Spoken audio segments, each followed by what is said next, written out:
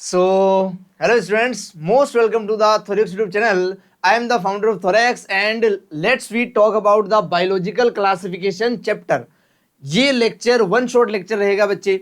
इसके अंदर मैं आपको एक ही लेक्चर में पूरा बायोलॉजिकल क्लासिफिकेशन एक एक line of the NCERT detail में समझा दूंगा।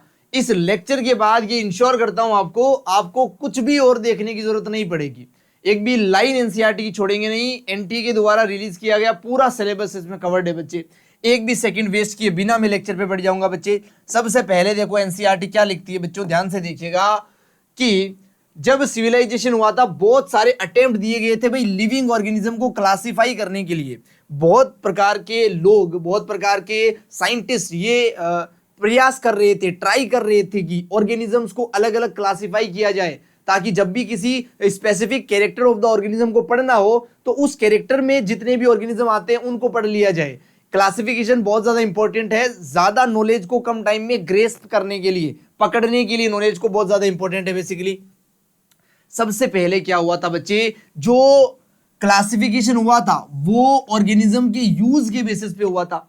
कौन सा ऑर्गेनिज्म हमें किस तरह का बेनिफिट दे रहा है, इस बेसिस पे क्लासिफिकेशन किया गया था। जैसे कि हमें फूड दे रहा है क्या, हमें शेल्टर दे रहा है क्या, या फिर हमें उससे क्लोथ मिल रहे हैं क्या, कपड़े बनाए जा रहे हैं क्या।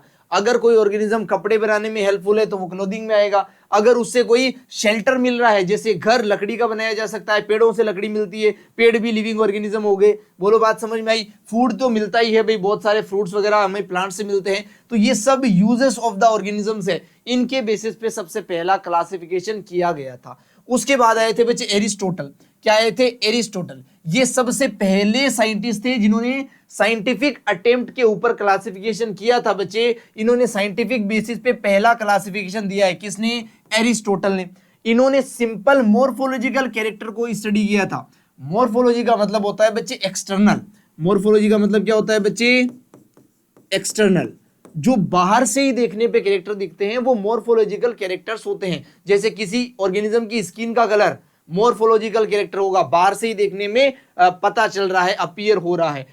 एरिस्टोटल ने यही कैरेक्टर देखे थे भाई कि बाहर से कोई ऑर्गेनिज्म कैसा दिख रहा है। उसके बेसिस पे उन्होंने प्लांट्स जो होते हैं उनको ट्रीज में क्लासिफाई किया, शर्ब में क्लासिफाई किया और हर्ब में क्लासिफाई किया।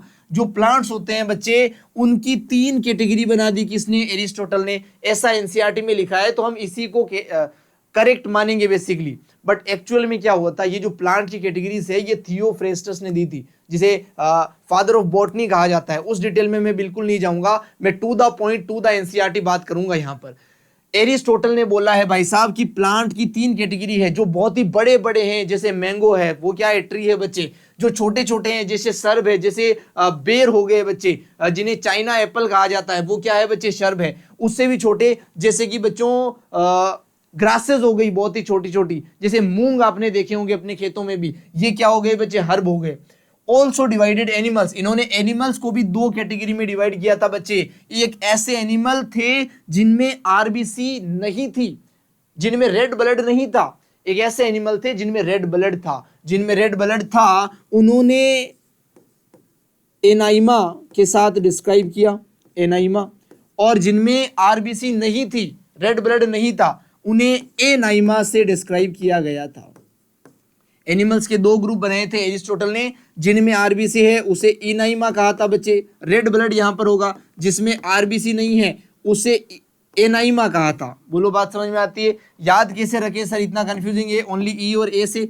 ए का मतलब याद रखो बच्चे एब्सेंस, यहां पर आरबीसी एब्सेंट होगा, और ई वाले में आरबीसी प्रेजेंट होगा। और जहां पर आरबीसी प्रेजेंट होगा वो क्या होगा बच्चे? रेड ब्लड वाले ऑर्गेनिजम्स हो गए। तो यहां पर रेड ब्लड ऑर्गेनिजम्स और रेड ब्लड नहीं वाले ऑर्गेनिज्म, 2 कैटेगरी बनाई है एनिमल्स की। बोलो बात समझ में आती है? सबसे पहला क्लासिफिकेशन एरिस्टोटल ने किया है भाई। एनिमल्स के 2 ग्रुप, एनाइमा और इनाइमा। इनाइमा में आरबीसी है, एनाइमा में आरबीसी नहीं है। ट्रीज जो होते हैं, प्लांट्स जो होते हैं, उनकी 3 कैटेगरी बनाई थी। एक तो ट्रीज, एक श्रब और एक हर्ब। ट्री सबसे बड़े, श्रब उससे छोटे। झाड़ियां वगैरह क्या है? सब श्रब से बच्चे। हर्ब उससे भी छोटे, छोटी छोटी ग्रासेस वगैरह। अंडरस्टूड? तो ये पहली स्लाइड है एनसीईआरटी की, उम्मीद करते हैं बहुत बढ़िया से समझ में आती है।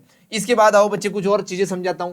जो प्लांट होते हैं और जो एनिमल होते हैं, ये बेसिकली स्लाइड बनाई है मैंने 2 किंगडम क्लासिफिकेशन के बारे में भाई। जो 2 किंगडम का क्लासिफिकेशन है, टू किंगडम क्लासिफिकेशन, उसके बारे में ये स्लाइड है। सबसे पहले आए थे बच्चे लिनियस, जिन्होंने और भी अच्छा क्लासिफिकेशन दिया हमने, टू किंगडम क्लासिफिकेशन। इन्होंने कहा पूरी दुनिया में जितने भी ऑर्गेनिज्म हैं उनको दो कैटेगरी में बांट सकते हैं, कुछ प्लांट है और कुछ एनिमल्स है बच्चे। ऐसे ऑर्गेनिजम्स जिनके अंदर सेल वॉल प्रेजेंट थी, क्या प्रेजेंट थी बच्चे? सेल वॉल, उन्हें प्लांट की कैटेगरी में रखा गया। और ऐसे ऑर्गेनिजम्स जिनमें सेल वॉल नहीं है उन्हें एनिमल्स की कैटेगरी में रखा गया था कैरोलस लिनियस के द्वारा। अब कौन कौन से ऐसे एनिमल हैं जिनमें सेल वॉल होती है, ध्यान से देखिएगा बच्चे। बैक्टीरिया में सेल वॉल होती है, क्राइसोफाइटा में होती है, डाइनोफ्लेजिलेट में होती है, फंजाई में होती है, एल्गी में भी होती है, ब्रायोफाइट में है, टेरिडोफाइटा में है, जिम्नोस्पर्म में है और एंजियोस्पर्म में है। उसके अलावा लाइकेंस में भी होती है, माइकोप्लाज्मा में भी होती है। तो जिनमें भी सेल वॉल होती है वो सब प्लांटी किंगडम के अंदर रखे गए थे कैरोलस लिनियस के द्वारा। और जिनमें नहीं होते, जैसे प्रोटोजोआ हुआ है ना, पोरीफेरा हो गया, पोरीफेरंस हो गए, एलिनिडा हो गए, ऑर्थोपोडास हो गए, कोर्डेटास हो गए, ये जितने भी हैं एनिमल किंगडम के सब फाइलम लिखे गए हैं बेसिकली यहाँ पर, इनके अंदर सेल वॉल नहीं होती है। बोलो बात समझ में आती है बच्चे? जिनमें सेल वॉल है वो इधर, जिनमें नहीं है वो इधर। अब एक कैच है यहाँ पे, ये जो माइकोप्लाज्मा लिखा गया है इसमें सेल वॉल एब्सेंट होती है बच्चे, फिर भी ये यहाँ पर लिखा गया है, इंपॉर्टेंट है ये। माइकोप्लाज्मा पढ़ाऊंगा अभी जब प्रोटिस्टा की बात करूंगा डिटेल में, प्रोटिस्टा किंगडम की। बोलो बात समझ में आती है? सेल वॉल ना होते हुए भी माइकोप्लाज्मा को यहां रखा गया है। क्लियर है बच्चे? आगे बढ़ जाए। जो टू किंगडम क्लासिफिकेशन है वो मैंने आपको एक ब्रीफली शॉर्ट तरीके से बताया। अब एनसीईआरटी की एक लाइन बताता हूं बच्चे। जो लिनियस थे बच्चे उन्होंने टू किंगडम क्लासिफिकेशन प्रपोज किया था, जिसमें प्लांटी और एनिमल या दो किंगडम उन्होंने प्रपोज किए थे। इस किंगडम की ये जो टू किंगडम क्लासिफिकेशन है, इस क्लासिफिकेशन का क्या ड्रॉबैक रहा था, ध्यान से सुनना। ये डिस्टिंग्विश नहीं कर पाया था किसके बीच में? यूकैरियोटिक और प्रोकैरियोटिक के बीच में। ये पहला ड्रॉबैक है इस सिस्टम का। टू किंगडम क्लासिफिकेशन का पहला ड्रॉबैक है ये यूकैरियोटिक और प्रोकैरियोटिक को अलग अलग नहीं कर पाया था, बहुत सारी जगह दोनों एक साथ रह गए थे। दूसरा ड्रॉबैक है यूनिसेलुलर और मल्टीसेलुलर को इसने एक साथ रख दिया, इनको ये अलग अलग नहीं कर पाए थे भाई। तीसरा ड्रॉबैक इसका रहेगा कि जो फोटोसिंथेसिस करने वाले हैं और जो फोटोसिंथेसिस नहीं करने वाले हैं, photosynthetic and non photosynthetic, in organism को एक साथ रख दिया था। यानी कि फंजाई और ग्रीन एल्गी को बहुत सारी जगह एक साथ रख दिया गया था, जो कि क्लासिफिकेशन के बिल्कुल अनुकूल नहीं है। ये है बेसिकली मेजर ड्रॉबैक्स इसके। तो तीन ड्रॉबैक्स आप लेबल करना अच्छे से।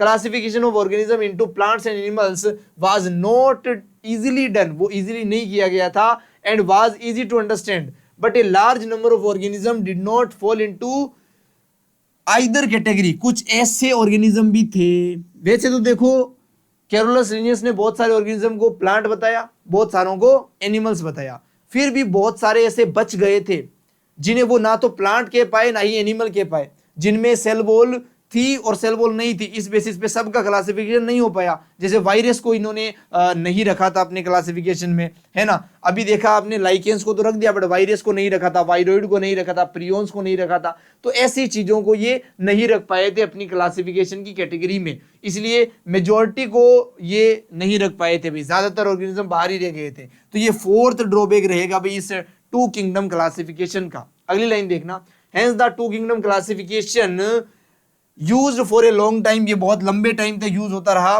Found inadequate besides gross morphological, a need was left for including other characters like cell structure, nature of wall, mode of nutrition, habitat, method of reproduction, evolutionary relationship। ये जो classification है इसने बहुत कम character को consider किया। इसने क्या क्या कंसिडर नहीं किया एनसीईआरटी उसको भी एक ड्रॉबैक बता रही है कि बिसाइड्स, इसके अलावा क्या क्या और कंसिडर किया जा सकता था। मॉर्फोलॉजी के अलावा यहाँ पर सेल की स्ट्रक्चर भी की जा सकती थी, नेचर ऑफ वॉल भी किया जा सकता था, मोड ऑफ न्यूट्रिशन भी कर सकते थे, हैबिटेट भी कर सकते थे, रिप्रोडक्शन का मेथड भी कंसिडर कर सकते थे, और किसका इवोल्यूशन किससे हुआ है ये भी तो प्रेडिक्ट कर सकते थे, इसको भी तो रिलेट कर सकते थे क्लासिफिकेशन में। बट ये नहीं किया था इस क्लासिफिकेशन में, इसलिए ये इसका फिफ्थ ड्रॉबैक कंसिडर किया है एनसीईआरटी ने। बोलो बात समझ में आती है? क्लासिफिकेशन सिस्टम जो होता है बच्चे लिविंग ऑर्गेनिज्म के लिए वो कैसा हो गया है? अंडरगोन सेवरल चेंजेस, उसके अंदर बहुत सारे चेंजेस होने के बाद ओवर द टाइम, समय के साथ प्लांट और एनिमल को एक कांस्टेंट अंडर सिस्टम के अंदर रखा गया है। मतलब ऐसा नहीं है कि क्लासिफिकेशन 2 किंगडम क्लासिफिकेशन के बाद एंड हो गया, 3 किंगडम आया, 4th किंगडम आया और 5th किंगडम तक आया बेसिकली। उसके बाद 6 किंगडम भी आया जिसे डोमेन्स के अंदर कंसिडर करते हैं अपन, डोम्स बताते हैं, 3 डोम्स वगैरह। तो यहां तक चला था भाई। सेवरल टाइम में बहुत सारे चेंजेस किए गए थे इस क्लासिफिकेशन के अंदर, है ना। तो ये मैंने आपको समझाया। अब समझते हैं बच्चे कि 2 किंगडम क्लासिफिकेशन के बाद क्या सर हमें 3 किंगडम पढ़ना है, क्या सर हमें 4 किंगडम पढ़ना है। देखो बच्चे, जब नीट पहले एग्जाम होता था, एनटीए कंडक्ट करवाता था, तो उसमें उनसे क्वेश्चंस आते थे, लेकिन रिसेंटली ईयर्स में बिल्कुल क्वेश्चन नहीं आ रहे, ओनली एनसीईआरटी बेस्ड क्वेश्चन ही आ रहा है। इसलिए मैं टू द पॉइंट लेकर चलूंगा। 2 किंगडम क्लासिफिकेशन किसने दिया, क्या क्या किया, किस ऑर्गेनिज्म को कहां पर रखा, उसकी टेबल एकदम बढ़िया से। उसके बाद क्या क्या ड्रॉबैक्स है, 5 ड्रॉबैक बताए। उसके बाद सीधा लेकर आऊंगा आपको 5 किंगडम क्लासिफिकेशन पर। 3 और 4 नहीं पढ़ेंगे, कोपलैंड वगैरह कुछ नहीं पढ़ाऊंगा वो। बोलो बात समझ आई। टू द पॉइंट बात करेंगे एनसीईआरटी के अकॉर्डिंग। ध्यान से सुनो, जो 5 किंगडम क्लासिफिकेशन है बच्चे, ये 1969 के अंदर आर.एच. विटेकर ने प्रपोज किया था। किसने प्रपोज किया था बच्चे? आर.एच. विटेकर ने। कब किया था? 1969 में। इसके अंदर 5 किंगडम दिए गए थे। इन्होंने बोला इस दुनिया में जितने भी ऑर्गेनिज्म हैं उन्हें 5 ग्रुप्स में डिवाइड कर दो बच्चे। कितने में? 5 में। सबसे पहला रखा मोनेरा, उसके बाद प्रोटिस्टा, उसके बाद फंजाई, उसके बाद प्लांटी और उसके बाद रखा बच्चे एनिमेलिया। उसके बाद क्या रख दिया बच्चे? एनिमेलिया रख दिया। ये 5 क्या है बच्चे? किंगडम है। अगर आपसे पूछा जाए सबसे लास्ट में बनने वाला किंगडम कौन सा था, तो फंजाई सबसे लास्ट में क्रिएट होने वाला किंगडम था। सबसे पहले क्रिएट होने वाले किंगडम कौन से थे? प्लांटी और एनिमेलिया दोनों एक साथ क्रिएट हुए थे कैरोलस लिनियस के द्वारा। सबसे लास्ट में कौन हुआ था? फंजाई। आर.एच. विटेकर ने फंजाई ही बनाया था बेसिकली। अंडरस्टूड है बच्चे?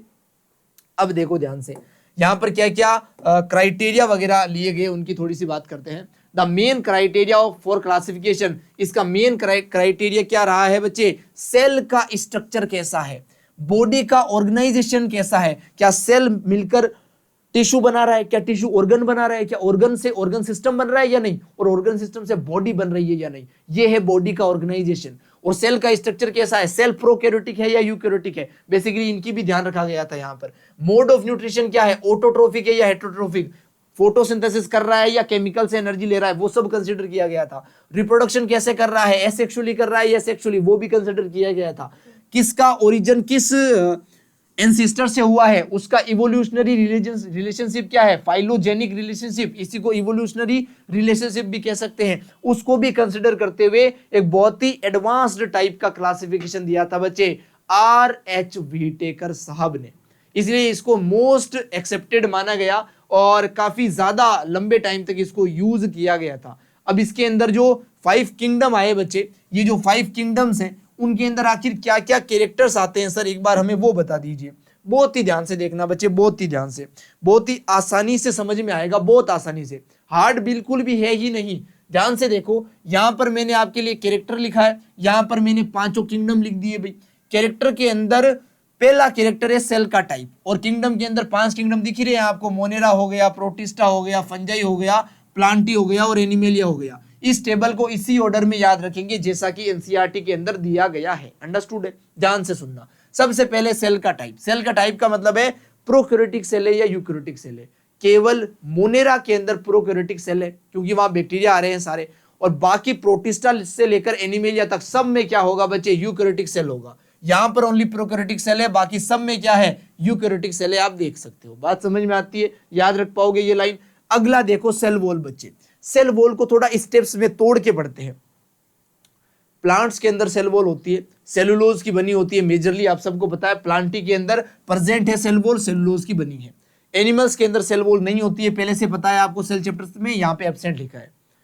बायोमोलिक्यूल्स चैप्टर में बताया था काइटिन की बनी सेल वॉल होती है। फंजाई के अंदर काइटिन के कैरेक्टर में पढ़ाया था, तो यहां पर भी सेल वॉल होगी, काइटिन की बनी होगी। बोलो बात समझ में आती है? इसके बाद अब सेल वॉल को ध्यान से सुनना। यहां पर कुछ ऑर्गेनिज्म के अंदर सेल वॉल होती है, अभी पढ़ाऊंगा आगे, सिलिका की बनी होती है, प्रोटिस्टा में डिटेल में पढ़ाऊंगा। कुछ के अंदर प्रेजेंट होती है, कुछ में एब्सेंट भी होती है।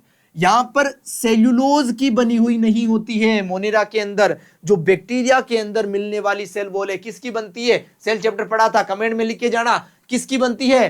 पॉलीसेकेराइड, जिसे पेप्टिडोग्लाइकन्स भी बोला था। बोलो बात समझ में आती है क्या? इसके अंदर पॉलीसेकेराइड है बच्चे, इसके साथ बहुत सारे एमिनो एसिड्स भी है, इसलिए इसे क्या बोला था, पेप्टिडोग्लाइकन्स बोला था। पेप्टिडो का मतलब प्रोटीन वाला पार्ट, एमिनो एसिड, और ग्लाइकन्स का मतलब ग्लूकोज जैसा पार्ट, कार्बोहाइड्रेट, पॉलीसेकेराइड।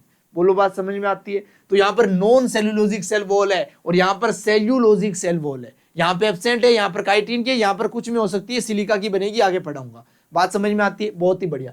अब आओ बच्चे, न्यूक्लियस के ऊपर मेम्ब्रेन है या नहीं। देखो बच्चे, अगर यूकैरियोटिक सेल है तो न्यूक्लियस पे मेम्ब्रेन होगी, प्रोकैरियोटिक सेल है तो न्यूक्लियस पे मेम्ब्रेन नहीं होगी, तो यहाँ पे एब्सेंट, सब में प्रेजेंट, कोई दिक्कत वाली बात ही नहीं है। ये तो सेल टाइप का ही कैरेक्टर हो गया।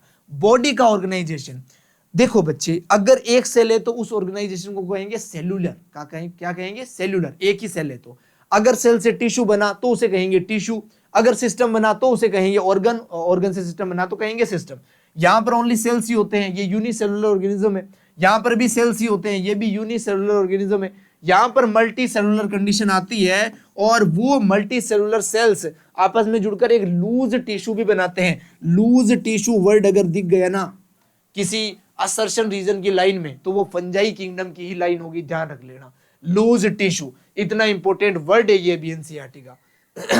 यहां पर बच्चे पूरा टिश्यू बन जाता है बढ़िया से, और कुछ ऑर्गेनिज्म से टिश्यू से डेवलप होकर ऑर्गन भी बन जाता है। यहां पर पूरे टिश्यू मिलने लग जाते हैं, ऑर्गन मिलने लग जाते हैं, और ऑर्गन सिस्टम भी मिलने लग जाते हैं। बोलो बात समझ में आती है। कुल मिलाकर यहाँ पर यूनिसेलुलर ऑर्गेनिज्म है एक ही सेल के, यहाँ पर भी यूनिसेलुलर एक ही सेल के, यहाँ पर मल्टी सेलुलर ऑर्गेनिज्म स्टार्ट होते हैं। अंडरस्टूड है बच्चे। अब आओ अगले पॉइंट पे। अगला आता है मोड ऑफ न्यूट्रिशन, खाना कैसे लेते हैं, एनर्जी इन्हें कैसे मिलता है। ध्यान से देखना, ध्यान से।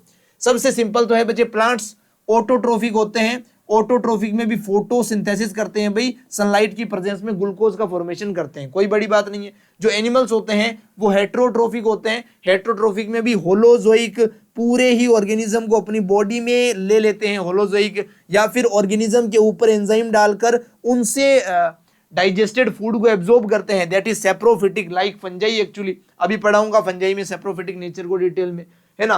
हेट्रोट्रोफिक के काफी टाइप हो सकते हैं, जैसे होलोजोइक हो गया, सेप्रोफिटिक हो गया, डिकम्पोजर्स वगैरह हो गए। तो सेप्रोफिटिक हो सकता है, होलोजोइक हो सकता है एनिमल। प्लांट जो है वो ऑटोट्रोफिक ही होगा, फोटोसिंथेटिक ही होगा। उसके अलावा जो फंजाई होता है, ये बहुत इंपॉर्टेंट है भाई साहब, ये फंजाई जो होगा वो हेट्रोट्रोफिक ही होगा। ऑल फंजाई आर हेट्रोट्रोफिक, या कह लो most of the fungi are heterotrophic, जिनमें भी सेप्रोफिटिक और पैरासाइट नेचर कैसा है, बहुत डोमिनेंट है भाई। बात समझ में आती है। इसके बाद देखो, जो बैक्टीरिया होते हैं वो ऑटोट्रोफिक हो सकते हैं, जो प्रोटोजोआ होते हैं वो भी ऑटोट्रोफिक हो सकते हैं। बैक्टीरिया कीमोसिंथेसिस भी कर सकते हैं और फोटोसिंथेसिस भी कर सकते हैं। केमिकल से भी एनर्जी बना सकते हैं और फोटो यानी कि सनलाइट से भी एनर्जी बना सकता है। ये ऑटोट्रोफिक तो है, और ये फोटोसिंथेसिस ही कर सकता है, ये कीमोसिंथेसिस नहीं कर सकते हैं। एनसीईआरटी में नहीं लिखा, कीमोसिंथेसिस बैक्टीरिया का कैरेक्टर है बस, इस प्रोटिस्टा में वो नहीं होगा। आगे देखो, ऑटोट्रोफिक में ये दोनों केस यहां हो सकते हैं, यहाँ एक ही केस हो सकता है, कीमोट्रोफिक ये नहीं होगा। हेट्रोट्रोफिक ये भी हो सकता है, हेट्रोट्रोफिक ये भी हो सकता है। हेट्रोट्रोफिक में यहाँ पर दो लिखे हुए हैं भाई, एक तो सेप्रोफिटिक और एक पैरासिटिक नेचर। पैरासिटिक दूसरे के ऊपर, होस्ट के ऊपर रहता है बेसिकली, और उससे न्यूट्रिशन एब्जॉर्ब करता है। पढ़ा देंगे, नहीं पता है तो आगे वाली बायो के चैप्टर्स में। बोलो बात समझ में आती है। एनसीईआरटी की टेबल है, एक एक लाइन इस टेबल की दिमाग में छपी होनी चाहिए भाई साहब। सवाल आएगा सीधा लाइनों से बनकर इस टेबल से। बोलो बात समझ में आती है। स्क्रीनशॉट ले सकते हो आप इसका, या एनसीईआरटी लेकर बैठे हो तो आप बढ़िया से इसको रिमार्क कर सकते हो, फिर मैं आगे लेके चलता हूं आपको। चलिए बच्चे, अगली स्लाइड पे मैंने आपको बताया 2 किंगडम क्लासिफिकेशन किसने किया, कैरोलस लिनियस ने। मैंने आपको बताया 5 किंगडम क्लासिफिकेशन किसने किया, आरएच व्हीटेकर ने। अब मैं आपको बता रहा हूं बच्चे कि जो 3 डोमेन का सिस्टम दिया था ये क्या शो करता है, किसने दिया था, वो सारी बातें करूंगा नहीं, है ना। कार्ल वुज ने दिया था, वो सब कुछ नहीं बताऊंगा। कितना भी पता हो मुझे, मैं नहीं करूंगा डिस्क्राइब, क्योंकि यूजफुल नहीं है बच्चे। अगर कोई पढ़ा रहा है वो तुम्हारा नुकसान कर रहा है, भले ही उसे पता हो पढ़ाना है या नहीं पढ़ाना है, तुम्हें नहीं पढ़ना है, तुम्हारे सिलेबस में नहीं है। सवाल आया तो वो 100 में से 2 सवाल देगा ऐसे, और वो 2 सवाल के लिए 98 गलत करके आओगे, सिलेक्शन रुकेगा। ओनली टू द पॉइंट बात करो, ओनली टू द पॉइंट, समय को ध्यान में रखते हुए, अपनी ब्रेन की कैपेसिटी को ध्यान में रखते हुए, तभी सिलेक्शन में फोड़ के आओगे भाई साहब, एग्जाम में फोड़ के आओगे। 3 डोमेन होते हैं बच्चे जो कि पूरे 5 किंगडम को समेट लेते हैं अपने अंदर। कैसे, बहुत ध्यान से देखना। मोनेरा को किस में बदल दिया, 2 डोमेन्स में बदल दिया। अभी जो 5 किंगडम आपने पढ़े थे कि भाई हमने मोनेरा पढ़ा, प्रोटिस्टा पढ़ा, फंजाई पढ़ा, प्लांटी पढ़ा और एनिमेलिया पढ़ा। ये जो 3 डोमेन बनाए थे कार्ल वुज ने, उन्होंने एक बड़ी अच्छी स्कीम निकाली। उन्होंने इन 4 किंगडम को तो एक डोमेन में कंसिडर कर दिया, ये एक डोमेन बना दिया, और इस मोनेरा से 2 डोमेन बना दिए, दूसरा डोमेन और ये तीसरा डोमेन। कुल मिला के 3 डोमेन कुछ ऐसे क्रिएट किए गए। मोनेरा के 2 डोमेन बने और बाकी सबको एक डोमेन में फिट कर दिया। बोलो बात समझ में आती है? इसे 6 किंगडम क्लासिफिकेशन भी कह सकते हैं। मोनेरा को ही 2 किंगडम में तोड़ दिया, एक्चुअली उसे किंगडम ना के डोमेन वर्ड दिया था। और यहाँ पे लिखा है हायर क्लासेस में पढ़ोगे, जब आप बीएससी एमएससी वगैरह करोगे तब ये टॉपिक फिर से आपको देखने को मिलेगा। पहले पढ़ाते भी थे हम नीट में भी, अब सवाल नहीं आ रहा तो हम नहीं पढ़ाएंगे। यहां से सवाल आ रहा है, बस यही पढ़ेंगे बच्चे। बोले बात समझ में आती है? सर इनके नाम क्या है? आगे आ रहे हैं बेटा, रुक जाओ ना, सब्र तो करो थोड़ा सा तुम लोग। अब सुनना बच्चे, बहुत ध्यान से सुनना, अब बहुत ही ध्यान से सुनना। ये पढ़ा हमने, इस स्लाइड पे आ रहा हूं मैं, ध्यान से देखना, एक एक लाइन समझनी है हमें, कुछ भी छोड़ना नहीं है। क्लासिफिकेशन सिस्टम जो होता है बच्चे, वो बैक्टीरिया को, ब्लू ग्रीन एल्गी को, फंजाई को, मोसिस को, फंस को, जिम्नोस्पर्म को, एंजियोस्पर्म को, सभी को कहां रखता है? प्लांट्स के अंदर रखता है। और ये कौन सा क्लासिफिकेशन है? पहले वाला, पुराना अर्लियर क्लासिफिकेशन है बच्चे। सेल वॉल वहां पर है, ये कैरेक्टर मानते हुए सभी को प्लांट के अंदर रख रहा है। जिसके पास सेल वॉल है उसे प्लांट के अंदर रखा गया है। ये वो लाइन है बेसिकली जो पहले ही हमने समझ ली है। इसके बाद देखो बच्चे, जो बहुत ही वाइडली ग्रुप्स है, जैसे कि एनसीईआरटी यहां पर एक एग्जांपल दे रही है कि भाई कुछ प्रोकैरियोटिक बैक्टीरिया जैसे कि और कुछ ब्लू ग्रीन एल्गी जैसे कि साइनोबैक्टीरिया। ठीक है, ये जो साइनोबैक्टीरिया है, इन्हें बैक्टीरिया बाद में बोला गया, इन्हें पहले ब्लू ग्रीन एल्गी, इन्हें एल्गी की कैटेगरी में रखा था प्लांटी के अंदर। बाद में ये पता चला अरे ये तो एल्गी नहीं है ना, इनको कहां रखा गया? बाद में बैक्टीरिया की कैटेगरी में। बाद में पता चला अरे इनके अंदर तो प्रोकैरियोटिक सेल है, और प्रोकैरियोटिक सेल वाले तो हम प्लांटी किंगडम में नहीं रखते हैं, प्लांटी में तो यूकैरियोटिक सेल आनी चाहिए। तब इनको उठा के मोनेरा के अंदर रखा गया था। बोलो बात समझ में आती है? बहुत ही बढ़िया से। जो यूनिसेलुलर ऑर्गेनिज्म है और मल्टी सेलुलर ऑर्गेनिज्म है, इनको भी एक साथ रख दिया गया था पहले, लेकिन बाद में उसे ठीक किया गया था भाई। फॉर एग्जाम्पल जैसे क्लेमाइडोमोनास है और स्पाइरोगाइरा है, were placed together under algae, इनको एल्गी में एक साथ रखा गया था, क्लेमाइडोमोनास और स्पाइरोगाइरा को। बोलो बात समझ में आती है? Classification did not differentiate between heterogeneous heterotrophic group fungi and the autotrophic green plants. Basically ये जो लाइंस लिखी है ना बच्चे, मैं आपको क्लियरली बता दूं ये लाइंस किसके बारे में है। मैं क्लियरली बता दूं, ये ड्रॉबैक्स बताए जा रहे हैं आपको कि भाई आर.एच. व्हिटेकर ने बहुत अच्छा क्लासिफिकेशन दिया, बहुत अच्छा दिया, लेकिन फिर भी कुछ तो कमियां रह ही गई। वो ड्रॉबैक्स यहां पर लिखने हैं, तो मैं नंबरिंग कर देता हूं, पहले जैसे मैंने की थी नंबरिंग उसकी। ऊपर वाली एक तो अर्लियर की लाइन है, इसको आप देख सकते हो। अर्लियर के अंदर जिनमें भी सेल वॉल प्रेजेंट थी वो ये सारे एग्जांपल है, उनको प्लांटी के अंदर रख दिया गया था। अब ये जो लिखे गए हैं ये है drawbacks of R H. Whittaker classification. पहला क्या है? प्रोकैरियोटिक को इनके साथ रख देना बेसिकली, है ना, एल्गी के अंदर रख देना, कुछ प्रोकैरियोटिक सेल होते हुए भी इनको एल्गी में रख देना भाई। ये यूकैरियोटिक के साथ रख दिए गए थे, ये कहां पर रख दिए गए थे? प्लांटी किंगडम में यूकैरियोटिक के साथ रख दिए गए थे, जो कि प्रोकैरियोटिक सेल है। कौन है वो? साइनोबैक्टीरिया है बेसिकली, ब्लू ग्रीन एल्गी है। दूसरा ड्रॉबैक ये रहेगा बच्चे कि इन्होंने यूनिसेलुलर और मल्टी सेलुलर को एक साथ रख दिया था, जैसे कि एग्जांपल क्लेमाइडोमोनास और स्पाइरोगाइरा का ले लो, इन दोनों को एक साथ रख दिया था, अलग अलग नहीं रखा था। एक साथ कहां पे रखा था? एल्गी में रखा था। तीसरा ड्रॉबैक ये ले लो, did not differentiate between the heterotrophic and autotrophic. जो हेट्रोट्रोफिक फंजाई होते हैं उनको ऑटोट्रोफिक ग्रीन प्लांट से अलग अलग नहीं कर पाए थे ये, है ना।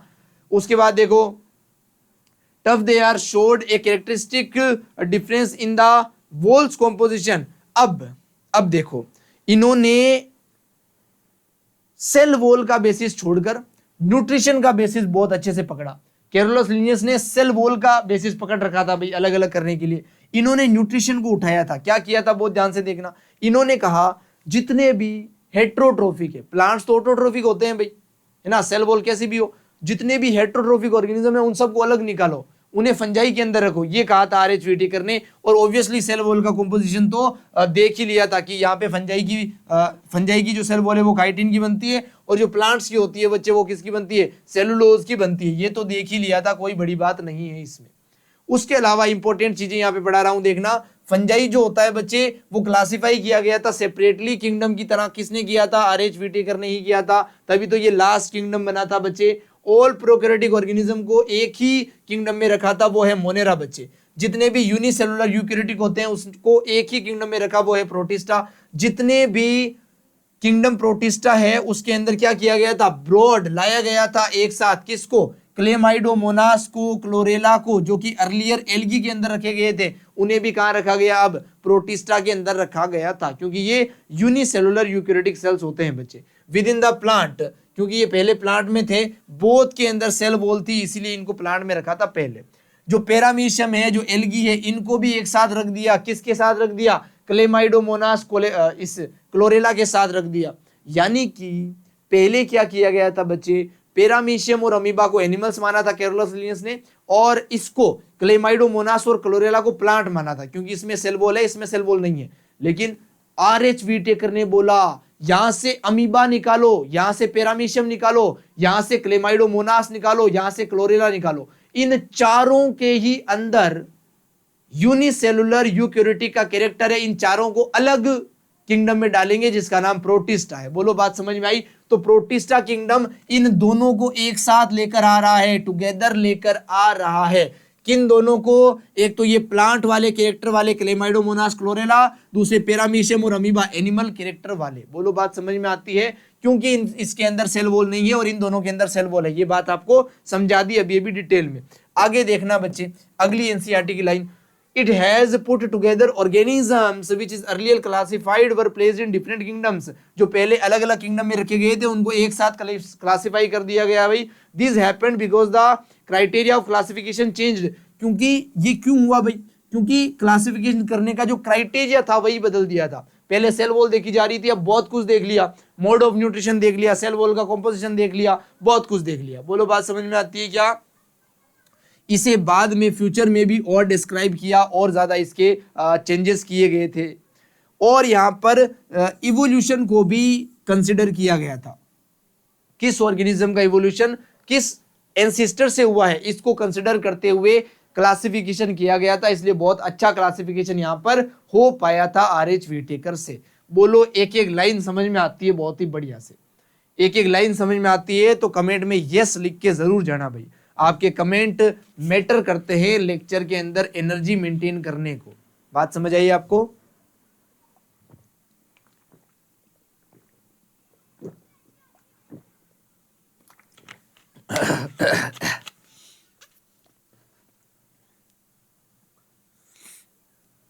चलिए बच्चे, तो यहां तक समझने के बाद अब मोनेरा किंगडम को शुरू करते हैं। एक एक किंगडम को डिटेल में पढ़ते हैं बच्चे। मोनेरा जो किंगडम है बच्चे, इसके अंदर जितने भी ऑर्गेनिज्म आएंगे वो सब प्रोकैरियोटिक होंगे, वो सब यूनिसेलुलर होंगे। उनके अंदर जो सेल वॉल प्रेजेंट होगी, अगर होगी, कुछ में नहीं भी है, अभी पढ़ाऊंगा माइकोप्लाज्मा पीपीएल उसमें नहीं है, जिसमें होगी वो पेप्टिडोग्लाइकन्स की बनी होगी। ये बातें पहले से पता है हमें। अब देखो, इसके अंदर जो बैक्टीरिया होते हैं वो सोल मेंबर होते हैं इस किंगडम के। मतलब कुल मिलाकर बैक्टीरिया ही है जो मोनेरा के अंदर है। बात समझ आई क्या। वो मोस्ट कैसे होते हैं, अबंडेंट माइक्रो ऑर्गेनिजम्स होते हैं भाई। जितने भी माइक्रोब्स होते हैं उनके अंदर सबसे ज्यादा क्या होते हैं, बैक्टीरिया होते हैं। और ये कहाँ मिलते हैं, कहीं भी मिल सकते हैं। ऐसा कोई प्लेस ही नहीं है जहां बैक्टीरिया ना हो। Basically hundreds of bacteria are present in handful of soil। अगर एक मुट्ठी भर मिट्टी भी ली जाए तो उसमें भी सैकड़ों बैक्टीरिया हो सकते हैं। अंडरस्टूड और नॉट। इतने सारे बैक्टीरिया प्रेजेंट है।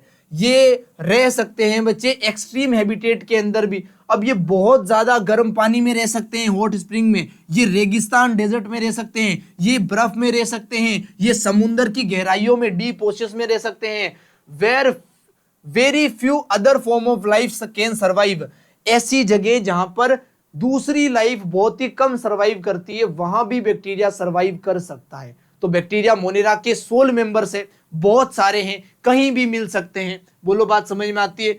बहुत सारे बैक्टीरिया जो होते हैं वो या तो इन अंदर रहते हैं या फिर ऑन ऊपर रहते हैं किसके, अदर ऑर्गेनिज्म के। अदर ऑर्गेनिज्म के अंदर जैसे हमारी भी इंटेस्टाइन के अंदर इस्चरिचिया कोलाई बैक्टीरिया मिलेगा, जिसे ई कोलाई भी बोलते हैं। हमारी स्किन के ऊपर लाइस भी मिल सकती है, इट इज ए पॉसिबिलिटी, मिल तो सकती है। तो बहुत सारे ऑर्गेनिज्म इन और ऑन मिल सकते हैं। इन मतलब अंदर, ऑन मतलब ऊपर ऑर्गेनिज्म के। अंडरस्टूड है बच्चे, जो कि पैरासाइट की फॉर्म में काम करेंगे। अगर वो ओन मिल रहे हैं ऊपर तो उसे एक्टोपैरासाइट बोलेंगे बच्चे, अगर वो इन मिल रहे हैं अंदर तो उसे एंडोपैरासाइट बोलेंगे। दो टाइप के पैरासाइट है, एंडो और एक्टो बच्चे। ऊपर जो मिल रहा है वो एक्टो, अंदर जो मिल रहा है वो एंडो। बोलो बात समझ में आती है? डिटेल में पढ़ाऊंगा एनिमल किंगडम में इन दोनों पैरासाइट को, चिंता ना करो आप। बैक्टीरिया जो होते हैं बच्चे वो 4 कैटेगरी में डिवाइड किए जाते हैं उनके शेप के बेसिस पे, बेस्ड ऑन द शेप। 4 प्रकार की शेप हो सकती है बच्चे। सबसे पहली कैटेगरी आती है कोकस। अगर वो स्फेरिकल है ना, स्फेरिकल, स्फीयर जैसा, गोल, बिल्कुल बॉल जैसा, तो उसे कोकस बोलेंगे। अगर वो रोड जैसा है, रोड शेप, तो उसे बेसिलस बोलेंगे। कहां गया, ये रहा बेसिलस, रोड शेप अगर है तो। अगर वो कोमा जैसा है, कोमा लगाते हैं नाम ऐसा, अगर वो कोमा जैसा है तो उसे बोलेंगे विब्रियम। इसे विब्रियो भी कह सकते हैं, प्लूरल, सिंगुलर प्लूरल लिखा हुआ है, आप समझ जाओगे इतना। अगर वो स्पाइरल है ऐसा, स्नेक जैसा, तो इसे कहेंगे स्पाइरिलम। बोलो बात समझ में आती है? 4 कैटेगरी, कोकस, बेसिलस, विब्रियो, स्पाइरिलम। बात समझ आई? ये कैसा है, गोल, ये कैसा है, रोड लाइक, ये कैसा है, कोमा लाइक, ये कैसा है बच्चे, स्नेक लाइक, बेसिकली ऐसा। बोलो बात समझ में आती है? ध्यान से देखना, एनसीईआरटी का डायग्राम है आपके सामने अगला। ये देखो गोल गोल गोल गोल कैसे लग रहे हैं भाई, स्फेरिकल लग रहे हैं, तो ये कैसा है, कोकस है, कोकाई प्लूरल है। आगे देखो, ये देखो रोड जैसे लग रहा है, रोड जैसों के अंदर स्पोर भी प्रोड्यूस होते हैं। और बहुत ध्यान से देखो, चारों डायग्राम के अंदर स्पोर एक ही के अंदर बनाया है, एक्चुअली में ये एंडोस्पोर है। क्या है बच्चे, ये एंडोस्पोर है। और ये बेसिलस या बेसिलाई के अंदर प्रोड्यूस हो रहा है। सिंगुलर प्लूरल आप देख लेना। ये देख लो बच्चे, स्पाइरिला लिखा हुआ है, जिसे स्पाइरिलम कह सकते हैं सिंगुलर फॉर्म में। इसके अंदर फ्लैजिला ड्रॉ की है डायग्राम में। डायग्राम बहुत अच्छे से समझ में आ जाएगा। सांप जैसा है स्पाइरिलम है, रोड जैसा है तो बेसिलस है, गोल है तो कोकस है। उसके बाद ये कोमा जैसा है तो ये विब्रियम या विब्रियो हो जाएगा। बोलो बात समझ में आती है? बैक्टीरिया के शेप के बेसिस पे 4 कैटेगरी होती है, आपके सामने है, चारों दिमाग में छपी होनी चाहिए। एनसीईआरटी का सवाल आता है डायरेक्टली इस पे। आगे देखिएगा बच्चे बहुत ही ध्यान से। जो बैक्टीरिया होते हैं ना बच्चे, वो बहुत सिंपल होते हैं, किसमें किसमें, स्ट्रक्चर में, लेकिन बहुत कॉम्प्लेक्स होते हैं किसमें किसमें, बिहेवियर में। दिखते बहुत सिंपल है, स्ट्रक्चर बहुत सिंपल है, लेकिन उनका बिहेवियर बहुत कॉम्प्लेक्स है भाई साहब। बोलो बात समझ में आती है? बहुत ही बढ़िया। आगे देखो, ध्यान से देखो, ध्यान से। जो मोस्ट एक्सटेंटिव मेटाबॉलिक डाइवर्सिटी है वो यही दिखाई जा रही है, यानी कि जो मेटाबॉलिक रिएक्शन करने की टेंडेंसी है वो बहुत ज्यादा डाइवर्स है। एक बैक्टीरिया कोई रिएक्शन कर रहा है, दूसरा कोई और करेगा, तीसरा कोई और, चौथा कोई और, अलग अलग प्रकार की मेटाबॉलिक रिएक्शन शो करेंगे यहां पर बैक्टीरिया। जबकि बाकी किंगडम में ऐसा नहीं है। सारे एनिमल्स के अंदर जैसी डाइजेस्टिव प्रोसेस है लगभग वैसी सारे एनिमल्स में है, एनिमेलिया में है, लेकिन बैक्टीरिया के अंदर बहुत सारी डाइवर्सिटी है मेटाबॉलिक रिएक्शन में। ध्यान से, some of the bacteria are autotrophic, कुछ होते हैं ऑटोट्रोफिक जो सिंथेसिस करते हैं भी अपने फूड को इनऑर्गेनिक सब्सटेंस से, जिन्हें अपन फोटोसिंथेटिक कह सकते हैं। अगर फोटोन से ये एनर्जी ले रहा है, सनलाइट से एनर्जी ले रहा है तो। और कीमोसिंथेसिस कह रहे हैं अगर वो केमिकल से एनर्जी लेकर इनऑर्गेनिक सब्सटेंस से ऑर्गेनिक सब्सटेंस बना रहा है, ऑटोट्रोफिक है तो। बोलो बात समझ में आती है? कुल मिला के यहां पर ये बता रहा हूं मैं आपको कि जो ऑटोट्रोफ्स होते हैं ना बच्चे, ऑटोट्रोफ्स, इसकी 2 कैटेगरी है, एक तो फोटो ऑटोट्रोफ और एक कीमो ऑटोट्रोफ। बात समझ आई?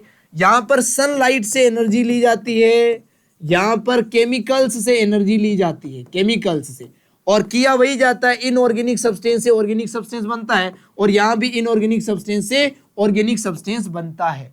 तो ये मैं आपको समझा रहा हूं जो यहां पर लाइन लिखा गया है, इसी को कीमोसिंथेसिस भी लिख सकते हैं, कीमो ऑटोट्रोफिक को। अंडरस्टूड? अब देखना बच्चे अगली line, vast majority of bacteria are heterotrophic. इससे ज्यादा इंपॉर्टेंट लाइन नहीं हो सकती अभी की स्लाइड में। जितने भी बैक्टीरिया है सारे कैसे, ज्यादातर कैसे, हेट्रोट्रोफिक। बहुत ही कम है जो ऑटोट्रोफिक है। बहुत इंपॉर्टेंट लाइन है, बहुत ही ज्यादा इंपॉर्टेंट है। अगर ज्यादातर हेट्रोट्रोफिक हो गए तो सम ऑफ द कैसे बचेंगे बच्चे, ऑटोट्रोफिक बचेंगे। दोनों लाइनें बहुत अच्छे से हाईलाइट करो। ज्यादातर बैक्टीरिया कैसे हैं, हेट्रोट्रोफिक है रे, हेट्रोट्रोफिक है रे, हेट्रोट्रोफिक है। बहुत ही कम है जो ऑटोट्रोफिक है, ऑटोट्रोफिक है, ऑटोट्रोफिक है। They depend on their organism और dead organism matter for food. Obviously organism के ऊपर डिपेंड कर सकते हैं अगर हेट्रोट्रोफिक है तो। ठीक है, बढ़िया से समझ में आ गई। बैक्टीरिया कैसे होते हैं, ज्यादातर हेट्रो, थोड़े बहुत ऑटो। ठीक है, अब बैक्टीरिया के टाइप हो सकते हैं बच्चे। क्या हो सकते हैं बैक्टीरिया के टाइप हो सकते हैं। बैक्टीरिया, ऐसे बैक्टीरिया जो पुराने प्रकार के हैं, इन्हें कहेंगे आर्चियो बैक्टीरिया। क्या कहेंगे, आर्की बैक्टीरिया भी पढ़ते हैं इसे, आर्चियो बैक्टीरिया भी पढ़ते हैं। आर्की बैक्टीरिया पढ़ लो, कोई बात नहीं। आर्की बैक्टीरिया, आर्की वर्ड का मतलब ही पुराना, ओल्ड। तो ये पुराने प्रकार के बैक्टीरिया है बच्चे। पुराने प्रकार के जो बैक्टीरिया होते हैं वो 3 कैटेगरी में होते हैं। कितनी कैटेगरी में होते हैं, 3 कैटेगरी में। जो आर्की बैक्टीरिया है ये 3 कैटेगरी में होते हैं, ध्यान से देखिएगा। पहली कैटेगरी है हेलोफाइल्स। ऐसे बैक्टीरिया जो सोल्टी एरिया में रहते हैं उन्हें कहेंगे हेलोफाइल्स। हेलो का मतलब ही सोल्टी एरिया है बेसिकली। हेलोफाइल, सोल्टी एरिया में मिलने वाले Archie bacteria. Thermo acidophiles, thermo का मतलब ही टेम्परेचर और एसिडो का मतलब पीएच बच्चे। ऐसे बैक्टीरिया जो हाई टेम्परेचर और एसिडिक एनवायरनमेंट के अंदर रहते हैं, बेसिकली लेस पीएच में रहते हैं, उन्हें क्या बोलेंगे, थर्मो एसिडोफिल्स बोलेंगे। आर्की बैक्टीरिया वो बैक्टीरिया है जो बहुत ही पुराने प्रकार के बैक्टीरिया है, एक्सट्रीम कंडीशन में मिलते हैं, बहुत ज्यादा दलदल में, बहुत ज्यादा पीएच में, बहुत ज्यादा टेम्परेचर में, बहुत ज्यादा सोल्टी एरिया में, वो वाले बैक्टीरिया। बात समझ आई। एक होते हैं मिथेनोजेंस, ऐसे एरिया जो मतलब ऐसे बैक्टीरिया जो मार्शी एरिया में रहते हैं। अब मार्शी एरिया का मतलब है जहां से मिथेन प्रोड्यूस होती है, और मिथेन आपको पता है रूमिनेट्स की गट से भी प्रोड्यूस हो सकती है। इसलिए इन दोनों जगह पर क्या मिलते हैं, मिथेनोजेंस मिलते हैं। जहां पर मिथेनोजेंस मिलेंगे वहीं से तो मिथेन बनेगी, मिथेनोजन ही तो मिथेन को बनाते हैं। तो यहां पर मार्शी एरिया में मिल रहे हैं भाई, और रूमिनेट्स की गट में मिल रहे हैं। जो भी घास खाने वाले एनिमल्स है वो रूमिनेट्स है, और उनकी गट के अंदर क्या मिल रहे हैं, मिथेनोजेंस मिल रहे हैं, और यही मिथेन को प्रोड्यूस करते हैं। ये 3 कैटेगरी है आर्की बैक्टीरिया की। कौन कौन सी, हेलोफाइल, थर्मोएसिडोफाइल और मिथेनोजेंस। कहां पर मिलते हैं, तीनों समझ में आया। अब यहां पर देखो बच्चे, एक्सट्रीम सोल्टी एरिया में जो मिलते हैं उन्हें हेलोफाइल बोलेंगे, हॉट स्प्रिंग के अंदर जो मिलते हैं उन्हें थर्मोएसिडोफाइल्स बोलेंगे, और मार्शी एरिया में जो मिलते हैं उन्हें मिथेनोजेंस बोलेंगे। कोई दिक्कत वाली बात नहीं है। आर्की बैक्टीरिया डिफरेंट करता है दूसरे बैक्टीरिया से, किस कारण, उनकी सेल वॉल की स्ट्रक्चर अलग होती है। अब देखो, जो बैक्टीरिया होता है ना बच्चे, बैक्टीरिया इसके 2 ग्रुप में आपको बता रहा हूं, एक तो आर्की बैक्टीरिया और एक यू बैक्टीरिया। आखिर इन दोनों बैक्टीरियाज में डिफरेंस क्या है। आर्की बैक्टीरिया की 3 कैटेगरी अभी बताई मैंने आपको। आखिर आर्की बैक्टीरिया और यू बैक्टीरिया में क्या डिफरेंस है, बहुत मेजर डिफरेंस है उनकी सेल वॉल में।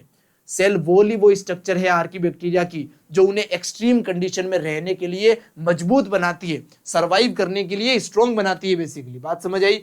मिथेनोजेंस जो होते हैं बच्चे वो प्रेजेंट रहते हैं gut of the several ruminants और काउज बफेलोज की रूमिनेट्स के अंदर, जो कि रिस्पॉन्सिबल होते हैं भाई मिथेन को प्रोड्यूस करने में, जो कि बायोगैस का एक मेजर कंपोनेंट है मिथेन। ये सब आपको पहले से पता है, नहीं पता है तो आपको 12th क्लास के चैप्टर में पढ़ाऊंगा मैं कि बायोगैस कैसे बनती है, बायोगैस प्लांट के अंदर बेसिकली। अंडरस्टूड।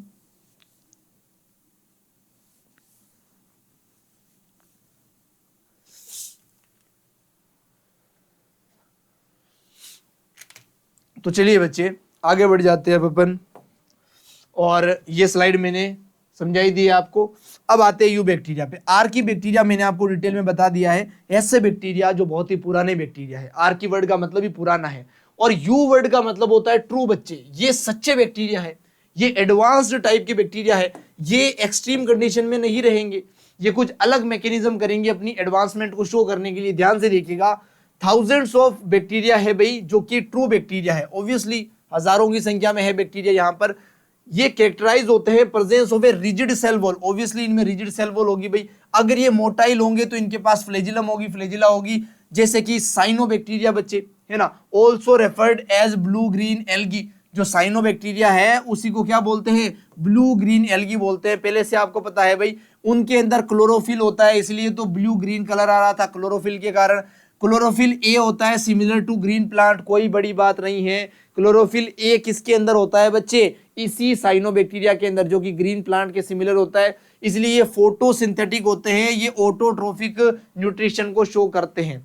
जो साइनोबैक्टीरिया होते हैं बच्चे, वो यूनिसेलुलर होते हैं, वो कॉलोनी बनाकर रहते हैं, कॉलोनियल होते हैं, और वो फिलामेंट बना सकते हैं। कॉलोनी का मतलब बहुत सारे साइनोबैक्टीरिया ने एक कॉलोनी टाइप स्ट्रक्चर बना ली और एक फिलामेंट टाइप स्ट्रक्चर बना ली, तो वो फिलामेंटस भी मिल सकते हैं, कोई बड़ी बात नहीं है। ये फ्रेश वाटर में मिल सकते हैं, ये मेरीन वाटर में भी मिल सकते हैं, और ये धरती पर टेरेशियल एल्गी भी हो सकते हैं, जमीन पर भी मिल सकते हैं, और खारे और मीठे दोनों पानी में भी मिल सकते हैं। जो कॉलोनीज होते हैं बच्चे, ये जनरली सराउंडेड होती है एक जिलेटिन शीट से। जो कॉलोनी बनेगी, किसकी कॉलोनी बनेगी बच्चे? इस यू बैक्टीरिया के अंदर आने वाले साइनोबैक्टीरिया की जो कॉलोनी बनेगी वो जिलेटिन शीट से कवर्ड रहेगी। बहुत बहुत इंपॉर्टेंट है, एक चिपचिपा पदार्थ है जिलेटिन, बेसिकली उसकी कवरिंग होती है किसके ऊपर? कॉलोनी के ऊपर। किसकी कॉलोनी? साइनोबैक्टीरिया की कॉलोनी। बच्चे आगे देखो, ये जो ब्लूम्स होते हैं पोल्यूटेड वाटर के, वाटर बॉडीज के अंदर, ये भी आपने देखी होगी भाई। Some of these organism can fix atmospheric nitrogen. अब साइनोबैक्टीरिया ब्लू ग्रीन एल्गी का पार्ट है, तो एल्गी तो आपको पता है पानी में तैरते हैं, तो ब्लू ग्रीन एल्गी भी आपको जनरली पानी में तैरते हुए दिख जाएंगे, पोल्यूटेड वाटर बॉडीज के ऊपर ये आपको दिख जाएंगे। यही एनसीईआरटी लिख रही है बस। इसके बाद देखो, कुछ जो होते हैं ऑर्गेनिज्म वो नाइट्रोजन को फिक्स कर सकते हैं। भाई आपको पहले से पता है छोटी क्लासेस से, कुछ बैक्टीरिया होते हैं जो नाइट्रोजन को फिक्स करते हैं, जैसे राइजोबियम एग्जांपल आपने सुन रखा होगा। लेग्यूमिनस प्लांट की रूट नोड्यूल के अंदर प्रेजेंट रहता है, नाइट्रोजन फिक्स करके उस प्लांट को देता है। उसकी बात यहां पर की जा रही है, ये क्या करता है? नाइट्रोजन को फिक्स करता है। कुछ ऐसे होते हैं यू बैक्टीरिया जो नाइट्रोजन को फिक्स करते हैं। कौन सी सेल में करते हैं? उस सेल को बोलते हैं हेटेरोसिस्ट। जिस सेल में नाइट्रोजन फिक्स होता है उसका नाम है हेटेरोसिस्ट। हेटेरोसिस्ट, सिस्ट का मतलब ही सेल, हेटेरो का मतलब डिफरेंट। जितने भी सेल है यहां पर एक साइनोबैक्टीरिया के अंदर, वो सारे के सारे सेल एक जैसे नहीं रहे, एक सेल कुछ अलग हो गया, हेटेरो हो गया, तो उसे हेटेरोसिस्ट बोल देते हैं। बोलो बात समझ में आती है बच्चे? उसे क्या बोल देते हैं? हेटेरोसिस्ट बोल देते हैं। उसके अंदर क्या होता है? नाइट्रोजन फिक्सेशन की प्रोसेस होती है, जैसे कि नोस्टोक के अंदर डायग्राम में भी हेटेरोसिस्ट दिखाया गया है, जैसे कि एनाबिना के अंदर आप देख सकते हो हेटेरोसिस्ट को। बोलो बात समझ में आई? हेटेरोसिस्ट कहां पर मिलेगा? Nostoc Anabaena. नोस्टोक एनाबिना बहुत ही बढ़िया से रट के रखो इस लाइन को। आगे देखो, जो केमिकल से ऑटोट्रोफिक न्यूट्रिशन शो कर रहे हैं ना बच्चे, वो ऑक्सीडाइज करते हैं बहुत सारे इनऑर्गेनिक सब्सटेंस को, जैसे कि नाइट्रेट को कर सकते हैं, नाइट्राइट को कर सकते हैं, अमोनिया को कर सकते हैं। अब आपको पता होना चाहिए नाइट्रेट क्या है, नाइट्राइट क्या है। बोलो बात समझ में आती है? जैसा कि मैं आपको बता भी सकता हूं वैसे क्या है केमिकल की फॉर्म में, अभी अगली स्लाइड पे लिखते हैं। यूज द रिलीज्ड एनर्जी, और जो एनर्जी रिलीज होती है नाइट्रेट को, एक तो नाइट्रेट को, एक नाइट्राइट को, इनको और अमोनिया को ऑक्सीडाइज करने से जो एनर्जी रिलीज होती है उसे यूज करते हैं। इसलिए कीमो ऑटोट्रोफिक बैक्टीरिया ये हो गए हैं, एटीपी प्रोडक्शन के लिए केमिकल्स की हेल्प ले रहे हैं। They play a great role in recycling nutrients. Nutrient को रिसाइकिल करने में बहुत अच्छा रोल प्ले कर रहे हैं। कौन से न्यूट्रिएंट? नाइट्रोजन हो गया, फास्फोरस हो गया, और आयरन हो गया, और सल्फर भी हो गया। ये चारों भी बहुत इंपॉर्टेंट है। अगर स्टेटमेंट बेस्ड क्वेश्चन आया, इन चारों में से एक भी वर्ड बदल दिया तो लाइन को गलत करना पड़ेगा अकॉर्डिंग टू एनसीईआरटी। नोस्टोक का एक डायग्राम दिया गया है बीच में, जिसमें जो म्यूसिलेज की शीट है यही जिलेटिन की शीट है बच्चे, इसी को जिलेटिनस शीट भी लिखा जा सकता है। और इसके अंदर ये नॉर्मल सेल्स है, और कुछ सेल्स ऐसे हैं जो हेटेरोसिस्ट है। हेटेरोसिस्ट के अंदर बेसिकली ऑक्सीजन प्रेजेंट नहीं होती है, इसलिए यहां पर नाइट्रोजन फिक्स हो सकता है।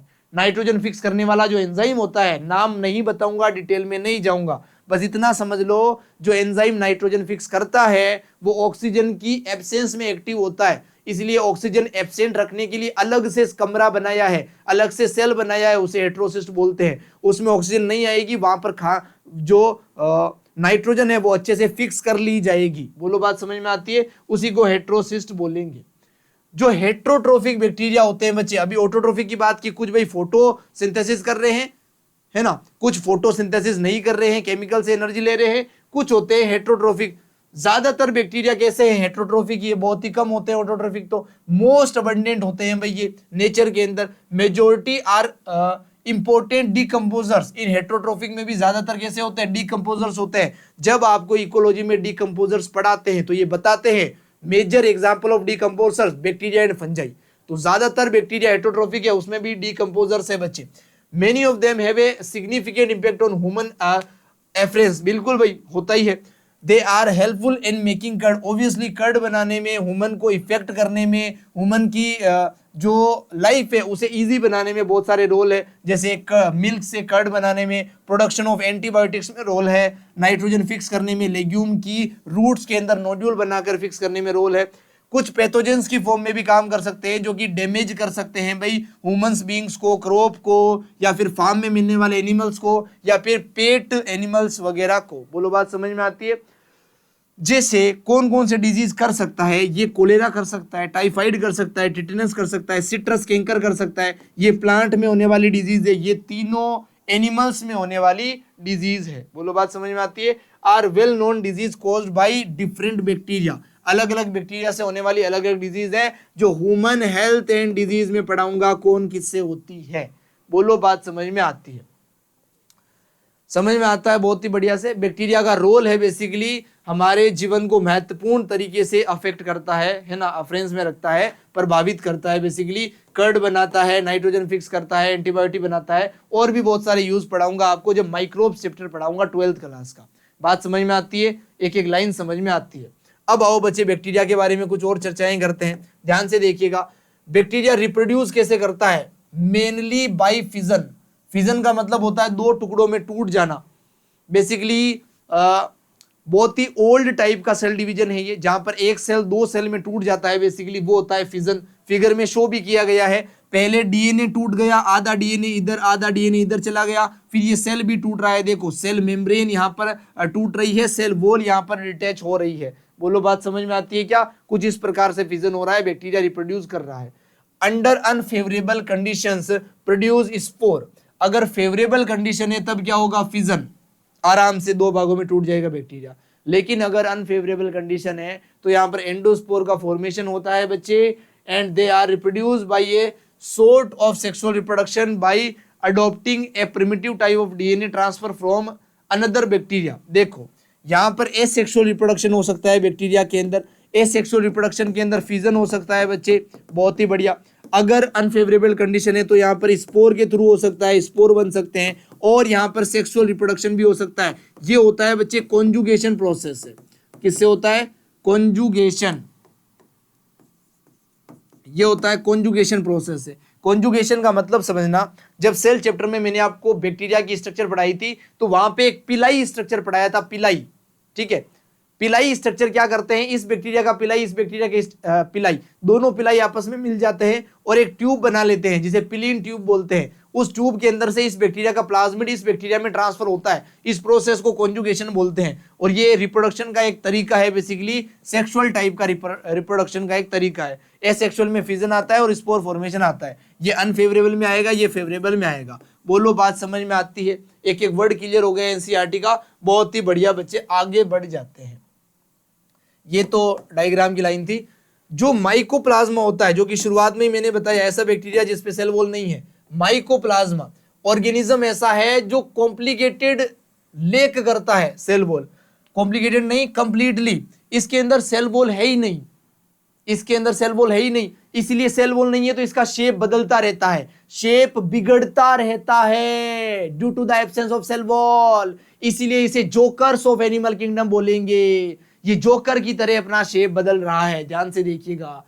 स्मॉलेस्ट लिविंग सेल भी ऑब्वियसली पीपीएलओ को बोलते हैं, है ना, प्लूरोनिमोलिक लाइक ऑर्गेनिज्म। सेल चैप्टर से पूरा क्लियर है। ये सरवाइव कर सकता है विदाउट ऑक्सीजन। एक एक लाइन इंपॉर्टेंट है, एक तो सेल वॉल नहीं है, बिना ऑक्सीजन के भी रह रहा है। Many mycoplasma are pathogenic in animals and plant. ये दोनों लाइनें वेरी वेरी इंपॉर्टेंट, इन पे अलग से इंपॉर्टेंट लगा के रखना। बहुत बार स्टेटमेंट लिखता है इनके बारे में, कैन की जगह कैन नॉट कर देता है, बहुत छेड़खानी कर देता है, लाइनें घुमा देता है। जो माइकोप्लाज्मा है उसे बहुत ध्यान से याद रखना बच्चे। ऐसा बैक्टीरिया है जिसपे सेल वॉल नहीं है, जो कि बिना ऑक्सीजन के भी रह सकता है ना। सबसे छोटा सेल होता है ये पीपीएलओ, और इसे जोकर्स ऑफ एनिमल किंगडम कहते हैं। ये एडवांस है थोड़ा, बट इसे भी आप समझ सकते हो। तो तो ये समाप्त होता है भाई मोनेरा किंगडम। अब हम शुरू करते हैं प्रोटिस्टा किंगडम को और एक एक लाइन को बहुत ही डिटेल में समझाऊंगा, ऑब्वियसली थोड़ा सा पानी पीने के बाद।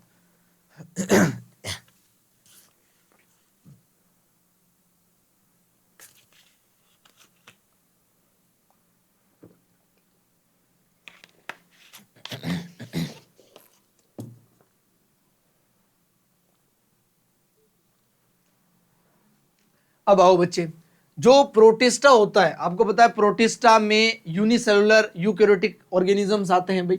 सिंगल सेल्ड यूकैरियोटिक ऑर्गेनिज्म है प्रोटिस्टा, उसे बोल रहे हैं। बाउंड्रीज जो है वो डिफाइंड नहीं है, बहुत ही बड़ी बड़ी बाउंड्रीज बना लो भले ही इसकी। कोई भी ऑर्गेनिज्म किसी दूसरे किंगडम के अंदर ओवरलैप कर सकता है, बाउंड्रीज इसीलिए इसकी फिक्स नहीं है। बोलो बात समझ में आती है?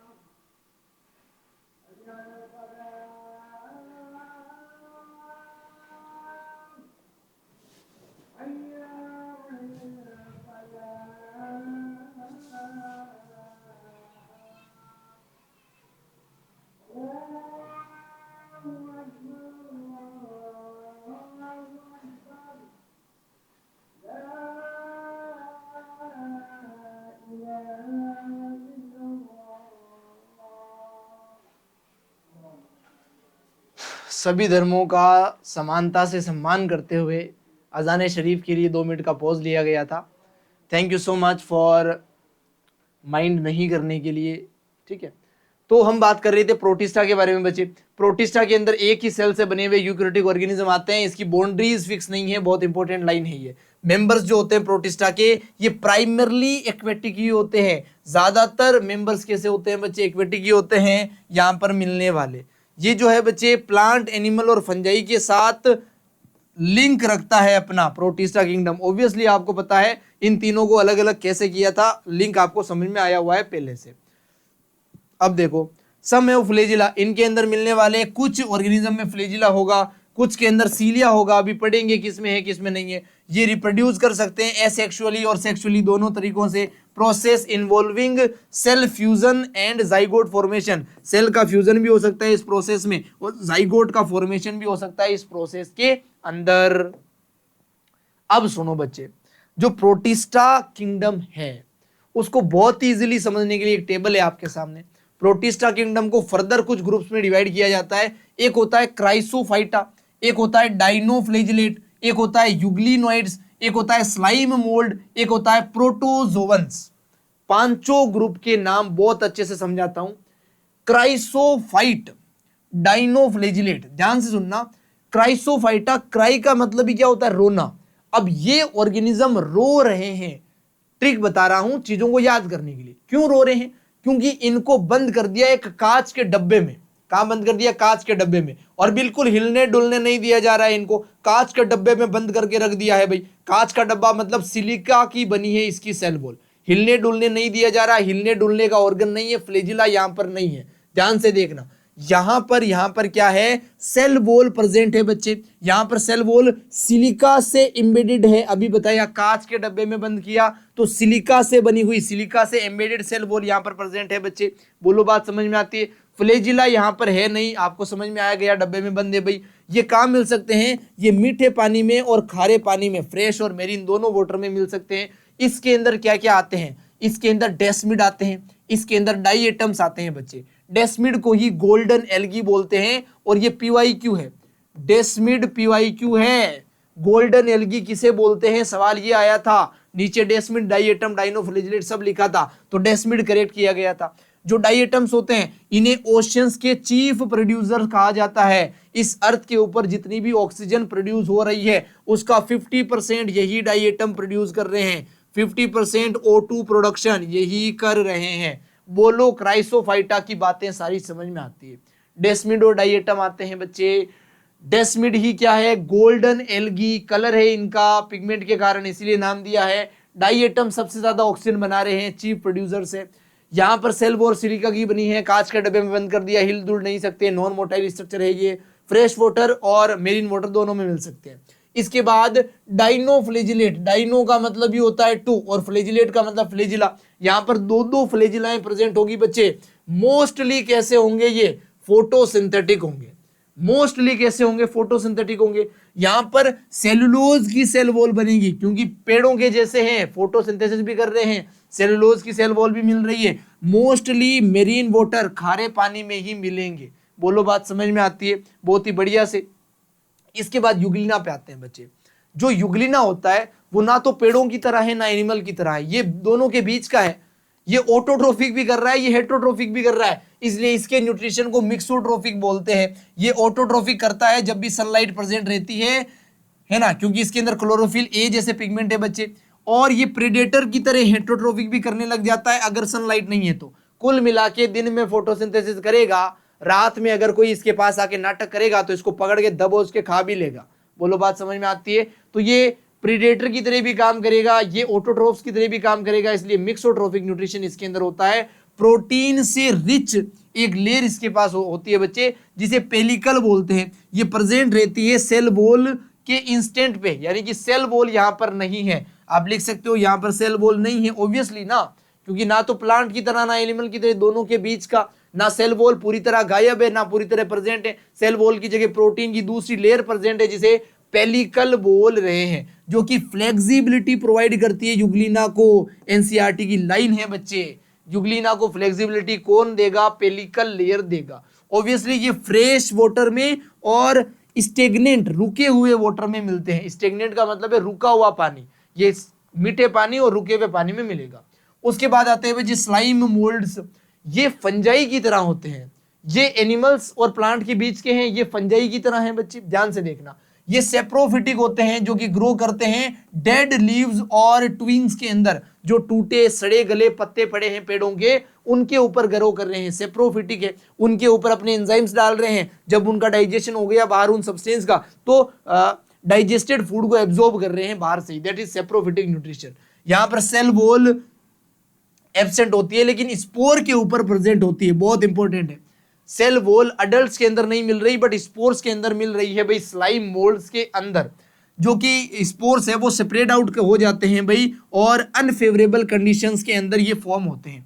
स्पोर्स कम बनते हैं बच्चे, अनफेवरेबल कंडीशन में बनते हैं। स्पोर की जो बाहर की कवरिंग होती है वो बहुत रिजिड होती है, वो अनफेवरेबल एटमॉस्फेयर को भी सर्वाइव कर लेती है, इसीलिए अनफेवरेबल कंडीशन में क्या बनते हैं, स्पोर बनते हैं। और उनके बाहर सेल वॉल भी होनी पड़ेगी मजबूती देने के लिए, उन्हें अनफेवरेबल कंडीशन से बचाने के लिए। ये डेड और डिकेइंग मैटर पे फीड करेंगे तभी तो सेप्रोफिटिक होंगे, बात समझ आई।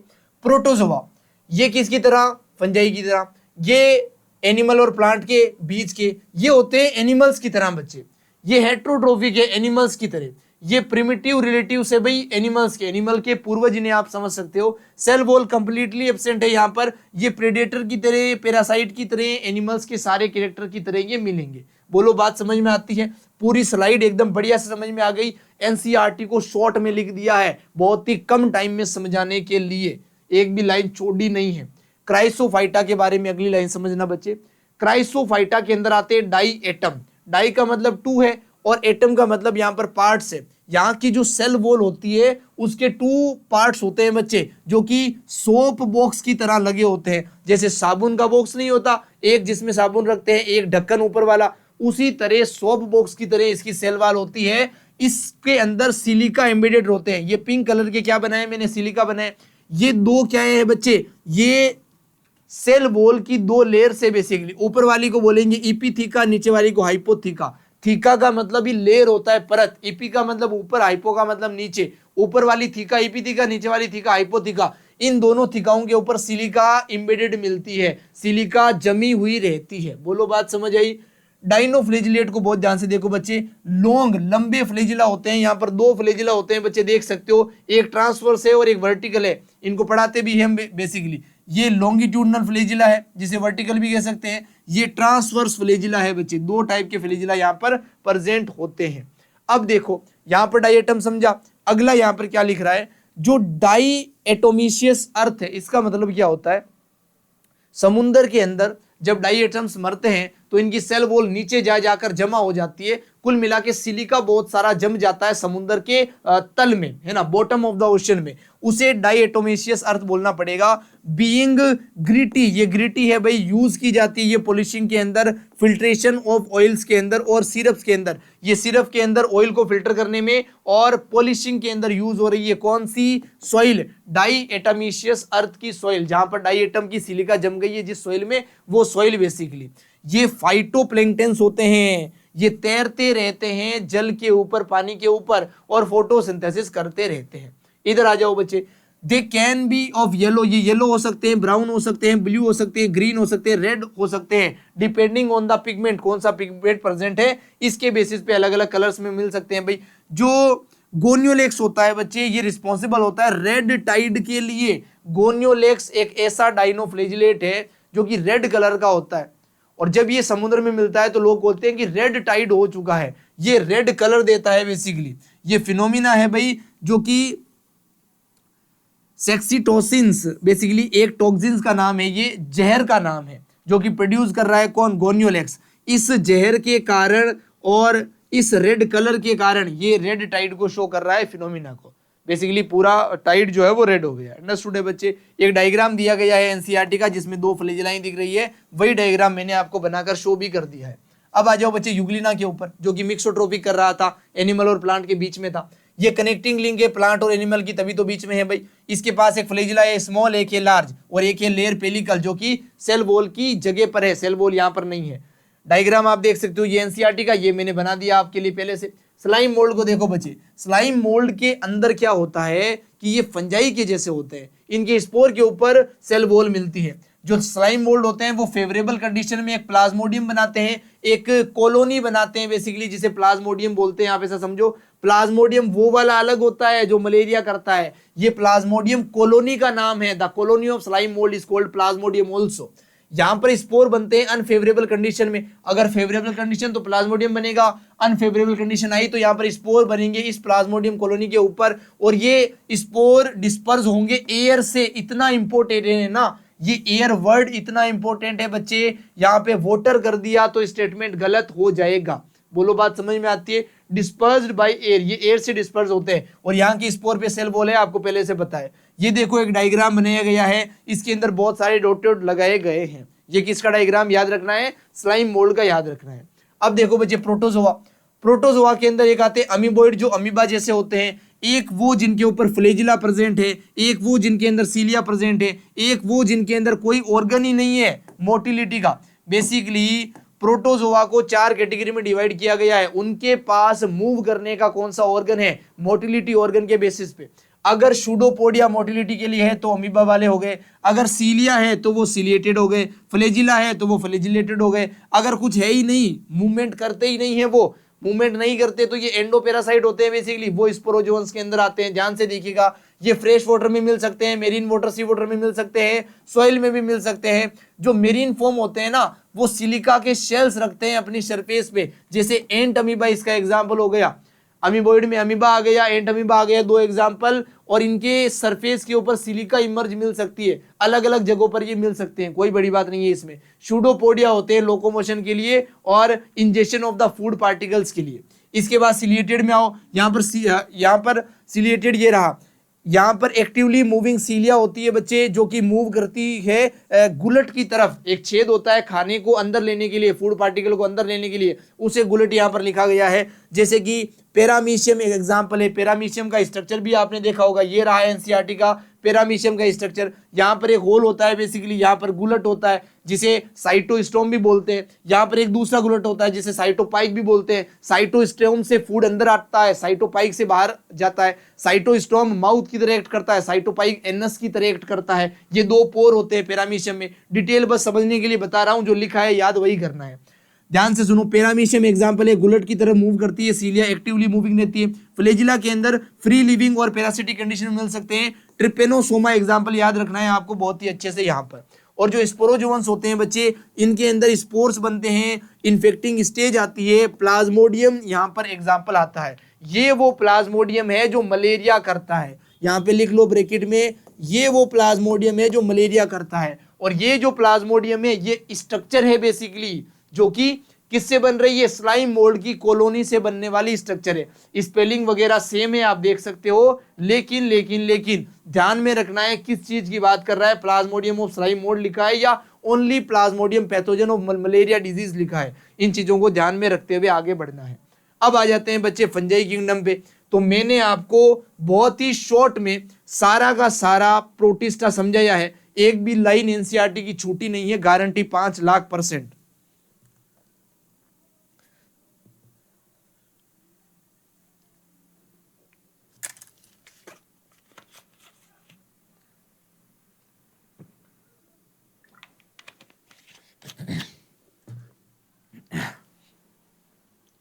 चलिए बच्चों, अब आते हैं फंजाई किंगडम के ऊपर।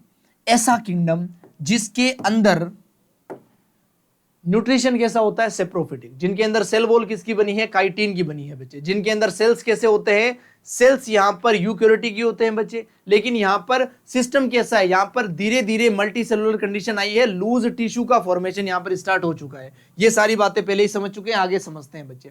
हेट्रोट्रोफिक होते हैं जितने भी फंजाई होते हैं, पहला इंपॉर्टेंट वर्ड, जितने भी है हेट्रोट्रोफिक होंगे, कोई ऑटोट्रोफ यहाँ पर नहीं मिलेगा आपको। ग्रेटली मॉर्फोलॉजिकल और हैबिटेट में डाइवर्सिटी मिलेगी आपको। अलग अलग फंजाई अलग अलग दिखेंगे, अलग अलग जगह पर रहेंगे, कोई बड़ी बात नहीं है समझने में। जैसे कि मोइस्ट ब्रेड के ऊपर आपने देखा होगा, रोटेन फ्रूट्स के ऊपर आपने फंजाई को देखा होगा। जब ब्रेड मोइस्ट रह जाता है तो उसके ऊपर सफेद सफेद फफूंद लग जाती है, वह फंजाई ही एक्चुअली है ना। और जो मशरूम्स होते हैं वो तो आप खाते ही हो भाई, है ना। जो टोड स्टूल्स होते हैं वो भी फंजाई होते हैं। जो व्हाइट स्पॉट्स देखे जाते हैं मस्टर्ड की पत्तियों पर, मस्टर्ड एक प्लांट है उसकी पत्तियों पर व्हाइट स्पॉट बनते हैं, वो भी फंजाई की वजह से ही बनते हैं, पैरासिटिक फंजाई की वजह से ही बन रहे हैं। यूनिसेलुलर फंजाई एक ही होता है, यीस्ट आपको याद रखना है। आपके बेसिस पे मल्टी सेलुलर फंजाई होते हैं सारे, एक ही यूनिसेलुलर है एक्सेप्शन यीस्ट, उसे याद रखोगे, जो कि यूज करता है भाई ब्रेड को बनाने में, बियर को बनाने में। सैक्रोमाइसिस सेरेवसी, यीस्ट, ये सब पढ़ाते हैं बच्चे, सब के सब पढ़ाते हैं उस चैप्टर में, 12th क्लास के चैप्टर में। चिंता मत करो, अभी ये समझ आए तो कोई बात नहीं, वैसे आ ही जाएगा, इतनी सिंपल सी बात है भाई। ब्रेड बनाने में, बियर बनाने में यीस्ट को यूज करते हैं, जो कि यूनिसेलुलर होता है, कोई बड़ी बात नहीं है। रस्टिंग कोजिंग जो होता है वो पक्सीनिया होता है, उसी को रस्ट भी बोलते हैं भाई, ठीक है। और जो एंटीबायोटिक्स बनाने में यूज होता है वो पेनिसिलियम होता है। आपको पता होगा पेनिसिलियम एंटीबायोटिक्स कैसी बनी थी, स्ट्रेप्टोकोकस बैक्टीरिया जो कि डिश के अंदर खत्म हो गए थे, एक्सपेरिमेंट याद आ रहा होगा आपको, है ना। तो वही पेनिसिलियम है जो एंटीबायोटिक्स बनाने में काम में आ रहा है। फंजाई जो होते हैं बच्चे वो कॉस्मोपोलिटियन होते हैं and occurs in air, water, soil and animals. Cosmopolitan का मतलब होता है यूनिवर्सल, सभी जगह पड़े रहते हैं, कहीं भी मिल जाते हैं बच्चे। ये ग्रो करते हैं बच्चे वार्म एंड ह्यूमिड एटमॉस्फेयर के अंदर, थोड़ी सी नमी, थोड़ा सा गीलापन जहां रहता है वहां ये ग्रो कर जाते हैं।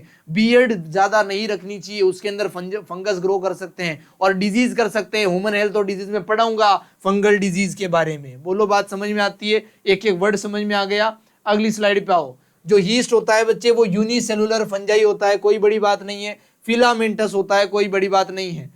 इसकी बॉडी लॉन्ग होती है, सिलेंड्रिकल थ्रेड जैसी, धागे जैसी होती है, जिसे हाइपी कहते हैं। फंजाई के अंदर बेसिकली बहुत सारे धागे होते हैं ऐसे।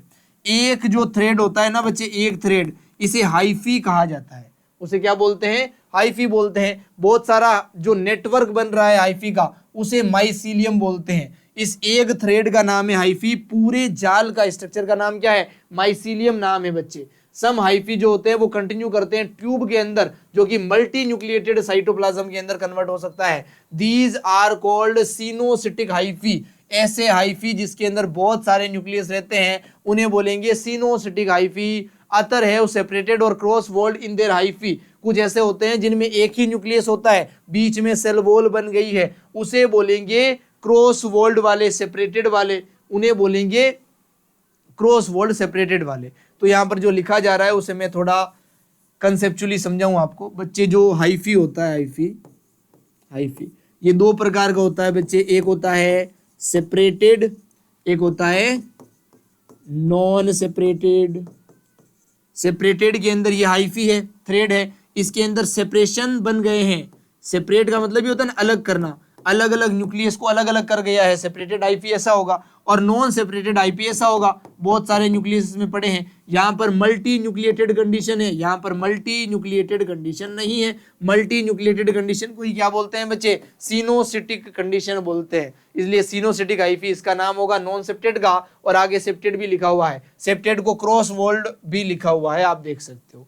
अंडरस्टूड है, समझ में आ गया टॉपिक। अगली लाइन देखो, जो सेल वॉल होती है फंजाई की, ये काइटिन और पॉलीसेक्राइड की बनी होती है। अंडरलाइन करो वर्ड, इतने टाइम से काइटिन काइटिन याद करवा रहा था, एक वर्ड बता रहा हूं, पॉलीसेकेराइड कहां पर प्रेजेंट होगा, फंजाई की सेल वॉल में होगा। 90% काइटिन होता है, 10% पॉलीसेकेराइड होता है। परसेंट का कॉम्पोजिशन पढ़ाते थे पहले, बट अब नहीं पढ़ाएंगे, टू द पॉइंट बात करेंगे। मोस्ट फंजाई कैसे होते हैं बच्चे, हेट्रोट्रोफिक ही होते हैं, जैसा कि बार बार बता रहे हैं। एब्जॉर्ब करते हैं भाई सोल्यूबल ऑर्गेनिक मैटर को, कहां से, डेड सब्सटेंस, हेंस इन्हें सेप्रोफिटिक न्यूट्रिशन कहते हैं भाई। जो मरे हुए सड़े गले पदार्थ है उनसे ऑर्गेनिक मैटर जो कि सोल्यूबल है वाटर में, उन्हें एब्जॉर्ब करते हैं, वाटर को एब्जॉर्ब करते हैं, उनके साथ सोल्यूबल मटेरियल भी इनके अंदर आ जाता है, इसलिए ये सेप्रोफिटिक होते हैं। कुछ पैरासिटिक भी हो सकते हैं, एनिमल्स के ऊपर मिल सकते हैं बच्चे। कुछ सिम्बायोटिक भी हो सकते हैं। सिम्बायोटिक का मतलब है दूसरे ऑर्गेनिज्म से जुड़ जाएंगे और दोनों एक दूसरे को जिंदा रहने में हेल्प करेंगे।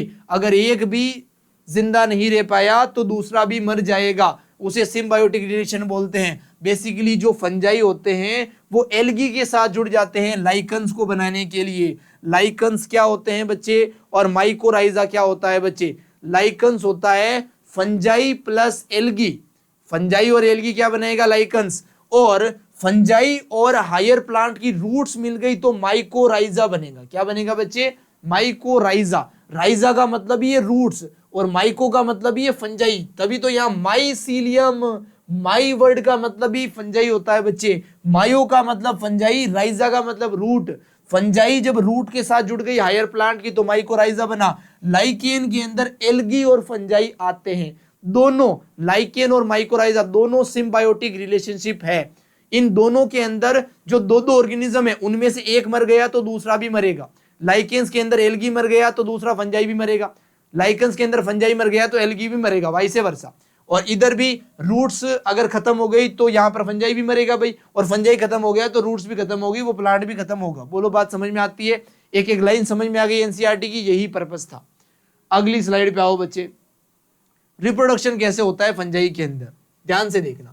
रिप्रोडक्शन जो होता है बच्चे वो वेजिटेटिव तरीके से हो सकता है, वेजिटेटिव मेथड से हो सकता है। उसमें फर्मेंटेशन हो सकता है, टुकड़े हो सकते हैं, फिजन हो सकता है, बडिंग हो सकती है। अब इन तीनों को एक एक लाइन में समझाता हूं। अगर कोई हाइफी है, उसके बहुत सारे टुकड़े हो गए और एक एक टुकड़ा ने नया हाइफी बनाया, हाइफी से बहुत सारे हाइफी बने, नया फंजाई बना, तो ये फर्मेंटेशन मेथड हो गया। अगर उस हाइफी के दो टुकड़े हुए तो उसे बाइनरी फिजन बोलेंगे। अगर मल्टीपल टुकड़े हुए तो उसे मल्टीपल फिजन बोलेंगे। अगर उस पे बड बने, छोटे छोटे उभार बने, बल्जिंग्स बनी, छोटी छोटी स्ट्रक्चर्स बनी, वो स्ट्रक्चर्स अलग हो गए, नया फंजाई बना रही है, टूटा नहीं है, नई स्ट्रक्चर बनी उसके ऊपर, वो बडिंग हो जाएगा। ये तीनों ही वेजिटेटिव रिप्रोडक्शन के मेथड्स है। अब देखो, एसेक्सुअल रिप्रोडक्शन कर सकता है बच्चे। एसेक्सुअल के अंदर स्पोर बन सकते हैं, कोनिडिया स्पोर या फिर स्पोरेंजियो स्पोर या फिर जू स्पोर, ये तीनों ही एसेक्सुअल स्पोर है। बहुत बहुत बहुत इंपॉर्टेंट है। कोनिडियो, जिसे कोनिडिया भी कह सकते हो, स्पोरेंजियो स्पोर और जू स्पोर, ये सब एसेक्सुअल स्पोर है। सेक्सुअल रिप्रोडक्शन भी हो सकता है, यहां पर भी स्पोर बन सकते हैं, उनका नाम है ऊ स्पोर, एस्को स्पोर और basidio spore. Ascospore, basidiospore, oospore ये सेक्सुअल है। एसेक्सुअल के अंदर कोनिडिया, स्पोरेंजिया और ज़ूस्पोर्स। अच्छे से याद रखेंगे एसेक्सुअल को सेक्सुअल को, स्टेटमेंट वाले क्वेश्चन में कंफ्यूज कर देगा, यहाँ वाला नाम यहाँ पे, यहाँ वाला यहाँ घुसा के। बार बार पढ़ के याद करना बच्चे इस टॉपिक को।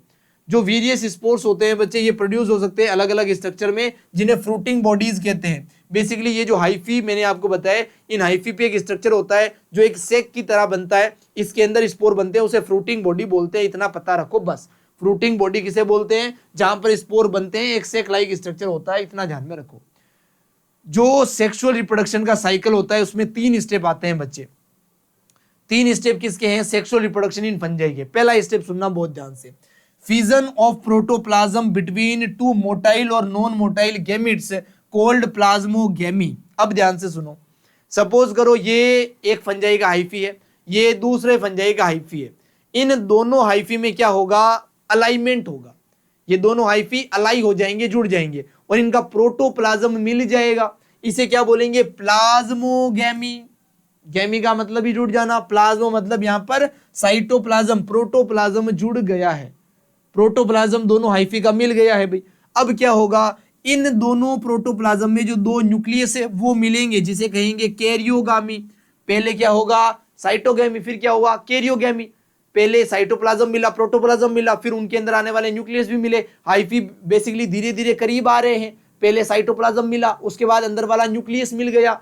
उसके बाद क्या होगा? मियोसिस होगा बच्चे। दोनों न्यूक्लियस मिलने के बाद यहाँ पर डिप्लॉयड कंडीशन बन गई। अब यहाँ पर मियोसिस होगा और वापस हैप्लॉयड कंडीशन की तरफ लीडिंग होगी। Zygote resulting in haploid spore. Zygote कब बना था? इस कैरियोकाइनेसिस के बाद। ये जो कैरियोगेमी है इसके बाद बना था। अब ये जो हैप्लॉयड स्पोर्स बने हैं, ये कब बने हैं? मियोसिस के बाद। डिप्लॉयड से हैप्लॉयड में कौन लेकर जाएगा? मियोसिस। सेल डिवीजन पता है तो इसका आइडिया होगा आराम से। अगली स्लाइड पे आ जाते हैं बच्चे, बहुत ध्यान से देखो। अब अभी जो मैंने बताया हाइफी मिल रहे हैं और पहले प्लाज्मोगेमी हुआ, कैरियोगेमी हुआ, फिर मियोसिस हुआ, उसी को थोड़ा और डिटेल में लिखा गया है। उसी को थोड़ा और डिटेल में लिखा गया है। देखिएगा बच्चे, ध्यान पूर्वक देखिएगा। जब भी कोई फंगस रिप्रोड्यूस करता है सेक्सुअली तो 2 हैप्लॉइड हाइफी, हैप्लॉइड कैसे हैं? हाइफी। हाइफी का प्लॉइडी कैसी है? हैप्लॉइड है बच्चे, ठीक है। वो कॉम्पिटिबल मेटिंग टाइप के साथ टुगेदर हो जाते हैं। बेसिकली 2 हाइफी जो कि कंपेटेबल है एक दूसरे के साथ अटैच होने में, वो अटैच हो जाते हैं और दोनों ही हैप्लॉइड है। जब हैप्लॉइड न्यूक्लियस एक दूसरे के पास आएंगे तो डिप्लॉइड जाइगोट बनेगा। अब इस डिप्लॉइड जाइगोट को सीधा डिप्लॉइड नहीं बोल के N+N कंडीशन बोलते हैं। अभी लिखेगी एनसीईआरटी। कुछ फंजाई के अंदर फ्यूजन जो है 2 हैप्लॉइड सेल्स का इमीडिएटली हो जाता है, रिजल्ट करता है डिप्लॉइड सेल्स के अंदर। और कुछ के अंदर जैसे कि एस्कोमाइसिटीज के अंदर, बेसिडियोमाइसिटीज के अंदर, ये फंजाई के ग्रुप से अभी पढ़ाने वाला हूं, डोंट वरी फॉर इट। जो इंटर रहते हैं, अटके हुए रहते हैं बेसिकली डाइकैरियोटिक स्टेज में, जिसे N+N स्टेज बोलते हैं। अभी भी जैसे मैंने बताया, कुछ के अंदर तो दोनों न्यूक्लियस हाथों हाथ जुड़ जाते हैं, इमीडिएटली अटैच हो जाते हैं और क्या बना देते हैं? Diploid structure. लेकिन कुछ के अंदर ये N+N कंडीशन में रहता है बच्चे। 2 न्यूक्लियस रहते हैं पर सेल में, इसलिए N+N कंडीशन है, 2 हैप्लॉइड न्यूक्लियस है। अकर्स मतलब प्रकट रहती है। ऐसी कंडीशन को बोलते हैं डाइकैरियन। डाई का मतलब 2, कैरियन का मतलब न्यूक्लियस। यहां पर 2 न्यूक्लियस प्रेजेंट है, डाइकैरियन कंडीशन बोलेंगे। इस फेज को कहेंगे डाइकैरियोफेज। डाइकैरियोफेज 2 न्यूक्लियस जैसे हैं फंजाई के अंदर, उस फेज को कहेंगे। कोई बड़ी बात नहीं है, बोलो बात समझ में आती है। जब भी ये पेरेंटल न्यूक्लियस फ्यूज करेंगे तो एक डिप्लॉइड स्ट्रक्चर बनेगी जिसे जाइगोट बोलते हैं। आप सभी को इसके बारे में पता है, कोई बड़ी बात नहीं है। फंजाई के अंदर फ्रूटिंग बॉडीज बनती है बच्चे, जिनके अंदर क्या बनते हैं? रिप्रोडक्शन के लिए डिविजन्स यहां पर होते हैं। रिडक्शनल डिवीजन जो है वो यहां पर होता है। बात समझ में आती है। फॉर्मेशन ऑफ हैप्लॉइड स्पोर्स जो रिजल्ट करता है हैप्लॉइड स्पोर्स के फॉर्मेशन में। द मॉर्फोलॉजिकल, जो मॉर्फोलॉजी है किसकी? माइसीलियम की। मॉर्फोलॉजिकल कैरेक्टर के जो बेसिस है उसके ऊपर फंजाई के टाइप बनाए जाएंगे बेसिकली। ध्यान से सुनो, फंजाई को 4 ग्रुपों में डिवाइड किया जाएगा, लेकिन उन ग्रुपों को डिवाइड करने का बेस क्या रहेगा? सबसे पहला बेस है मॉर्फोलॉजी ऑफ माइसीलियम। ये लाइन कितनी इंपॉर्टेंट है, मैं जितने इंपॉर्टेंट लगा दूं वो कम पड़ जाएंगे। पहला बेसिस का क्राइटेरिया है माइसीलियम की मॉर्फोलॉजी। दूसरा है बच्चे स्पोर के बनने का मेथड क्या है, स्पोर फॉर्मेशन का मेथड क्या है। और तीसरा है फ्रूटिंग बॉडी उसके अंदर किस टाइप की बन रही है, फ्रूटिंग बॉडीज फॉर्म्स।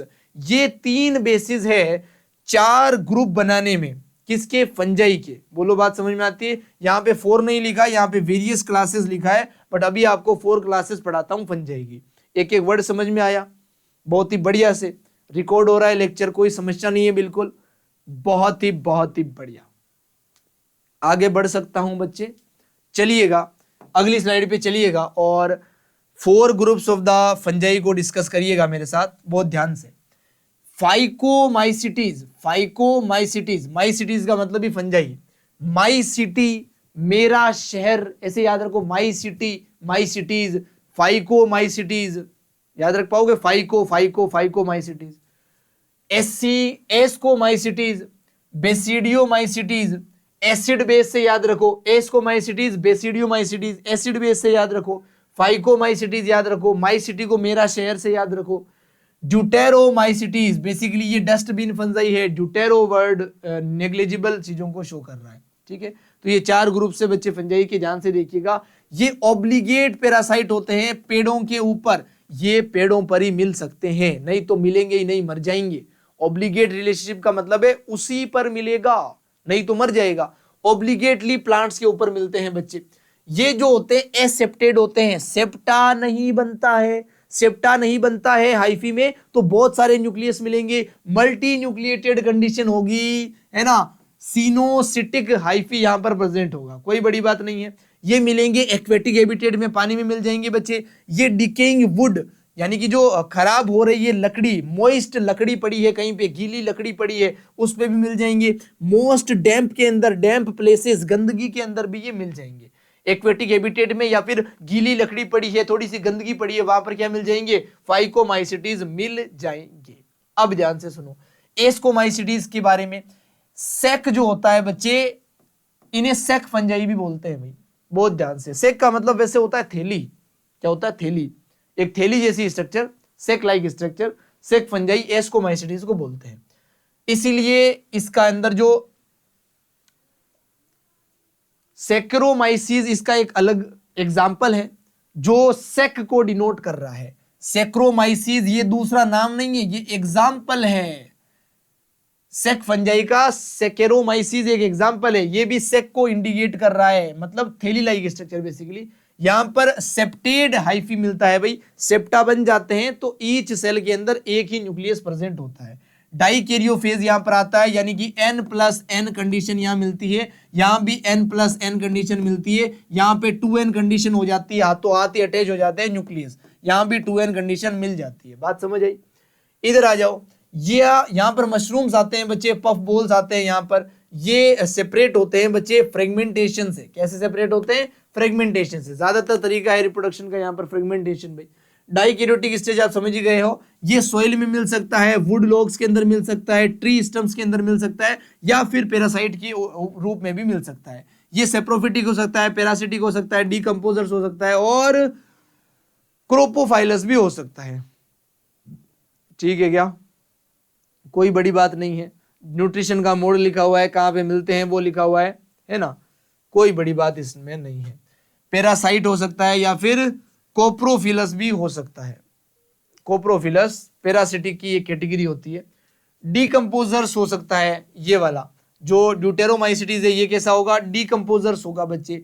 ये मिनरल की साइक्लिंग करेगा, जो भी डीकंपोजिशन शो करेगा वो मिनरल की साइक्लिंग तो करेगा ही करेगा, हेल्प करेगा मिनरल्स को अपने ओरिजिनल पोजीशन में वापस जाने में। ये ब्रांच्ड सेप्टा को रखेगा भाई, इसके अंदर भी एक सेल में एक ही न्यूक्लियस होंगे। बेसिकली जो एसेप्टेड कंडीशन है वो इसमें है, बाकी सब में क्या है, सेप्टेड कंडीशन है। एसेप्टेड बस यही है, ये लोअर फंजाई है, इनको हायर फंजाई बोलते हैं। एडवांस फंजाई ये 3 है, ये लोअर क्लास का फंजाई है। ठीक है बच्चे। और यहां भी आप देख सकते हो ये मेन डिकंपोजर्स होते हैं, ऑर्गेनिक को इनऑर्गेनिक में बदलने का काम करते हैं। जिस भी फंजाई के बारे में ज्यादा जानकारी हमें नहीं होती है, जिसकी डिस्कवरी ज्यादा नहीं हो पाती है, उसे ड्यूटेरोमाइसिटीज के अंदर रख देते हैं, इसलिए इसको डस्टबिन फंजाई भी बोलते हैं। अब देखो रिप्रोडक्शन का तरीका लिखा हुआ है यहाँ पे। वेजिटेटिव यहाँ पर कॉमनली तरीके से रिप्रोडक्शन का मेथड है। एसेक्सुअल के अंदर यहाँ पर जू स्पोर बनते हैं मोटाइल, ए प्लानोस्पोर बनते हैं जो कि नॉन मोटाइल होते हैं। ए प्लानोस्पोर भी एसेक्सुअल स्पोर्स होते हैं जो कि नॉन मोटाइल होते हैं बच्चे। सेक्सुअल स्पोर्स के अंदर 3 कंडीशन हो सकती है, आइसो, एनाइसो एंड ऊगेमी। ध्यान से देखना, ध्यान से। आइसो का मतलब सेम, अगर shape of the both gamete same है तो आइसोगेमी। अनाइसोगेमी का मतलब होता है अनसेम, अगर फीमेल गेमिट बड़ा है मेल गेमिट छोटा है तो अनाइसोगेमी। ऊगेमी का मतलब यहाँ पर मोटिलिटी से है, मेल गेमिट यहाँ पर मोटाइल होगा, फीमेल गेमिट नॉन मोटाइल होगा यहाँ पर, तब ऊगेमस कंडीशन बोलते हैं। सेक्सुअल में ये तीनों कंडीशन हो सकती है। यहाँ पे गेमिट फ्यूज करते हैं और जाइगोस्पोर बनाते हैं। क्या बनाते हैं बच्चे? जाइगोस्पोर, जिसकी प्लोइडी कितनी होगी? डिप्लोइडी होगा 2n होगी, यहाँ पर लिखा हुआ भी है। यहाँ पर वेजिटेटिव तरीका कॉमन ही है, कोनिडिया और कोनिडियो फोर्स यहाँ पर प्रोड्यूस होते हैं भाई। कोनिडियो 4 के ऊपर कोनिडिया प्रोड्यूस होते हैं। सेक्सुअल के अंदर एस्कोस्पोर प्रोड्यूस होते हैं। याद करनी है ये चीजें अच्छे से, वेरी कॉमन है यहाँ पर वेजिटेटिव तरीका बेसिडियोमाइसिटीज के अंदर। एसेक्सुअल के अंदर एब्सेंट रहते हैं बेसिकली। बेसिडियो के अंदर एसेक्सुअल रिप्रोडक्शन नहीं होता है, इससे इंपॉर्टेंट लाइन है नहीं बेसिकली स्लाइड पे। बेसिडियो के अंदर एसेक्सुअल स्पोर, एसेक्सुअल रिप्रोडक्शन नहीं बनते हैं, नहीं होता है। सेक्सुअल के अंदर यहाँ पर बेसिडियो स्पोर्स बनते हैं और सेक्सुअल जो ऑर्गन्स हैं वो एब्सेंट होते हैं भाई। यहाँ पर रिप्रोडक्शन होता है फिजन के द्वारा सोमेटिक सेल्स में ही। सोमेटिक सेल्स का फ्यूजन हो जाता है बच्चे, सेक्सुअल ऑर्गन होते नहीं है जिससे गेमिट वगैरह बनते नहीं है। बेसिडियो टाइप की स्पोर बनेंगे सेक्सुअल रिप्रोडक्शन में, कोई बड़ी बात नहीं है। वेजिटेटिव तरीका यहाँ भी कॉमन रहेगा, कोनिडिया यहाँ भी बनेंगे, सेक्सुअल रिप्रोडक्शन यहाँ पर एब्सेंट होगा। ये तो ज्यादा इंपॉर्टेंट लाइन नहीं है क्योंकि ड्यूटेरो जो है इनके बारे में ज्यादा जानकारी नहीं होती है। कुछ ऐसे हो सकते हैं जिनमें सेक्सुअल हो, तो ये जनरल लाइन मानूंगा मैं। दस कॉल्ड फंगस इम्परफेक्टस, इन्हें फंगस इनपरफेक्टस बोलते हैं भाई। ये परफेक्ट नहीं है, इम्परफेक्टस, परफेक्ट है ही नहीं ये, तभी तो ये इसको डस्टबिन फंजाई भी बोला जाता है। उम्मीद करता हूं एक एक लाइन मैंने आपको समझाई है, एनसीईआरटी की लाइनों को एक टेबल की फॉर्म में कन्वर्ट किया है। फाइकोमाइसिटीज के 4 एग्जाम्पल याद रखने हैं। राइजोपस जो ब्रेड के ऊपर लगता है, ब्रेड मोल्ड बोलते हैं। एल्ब्यूगो जो कि पैरासिटिक नेचर का है। म्यूकर और फाइकोमाइसिटीज, पी से फाइकोमाइसिटीज। ये तो बेसिकली क्लास लिखी है और इसके 3 एग्जाम्पल याद रखोगे ट्रिक राम से। राम जानते हो भाई, राम है ना, भगवान श्री राम के नाम पे ट्रिक बना दी आपके लिए। राम से याद रखोगे राइजोबस, एल्ब्यूगो और म्यूकर। और ये डायग्राम भी आपको दिया गया है, आपको एनसीईआरटी का डायग्राम है फाइकोमाइसिटीज का एज इट इज।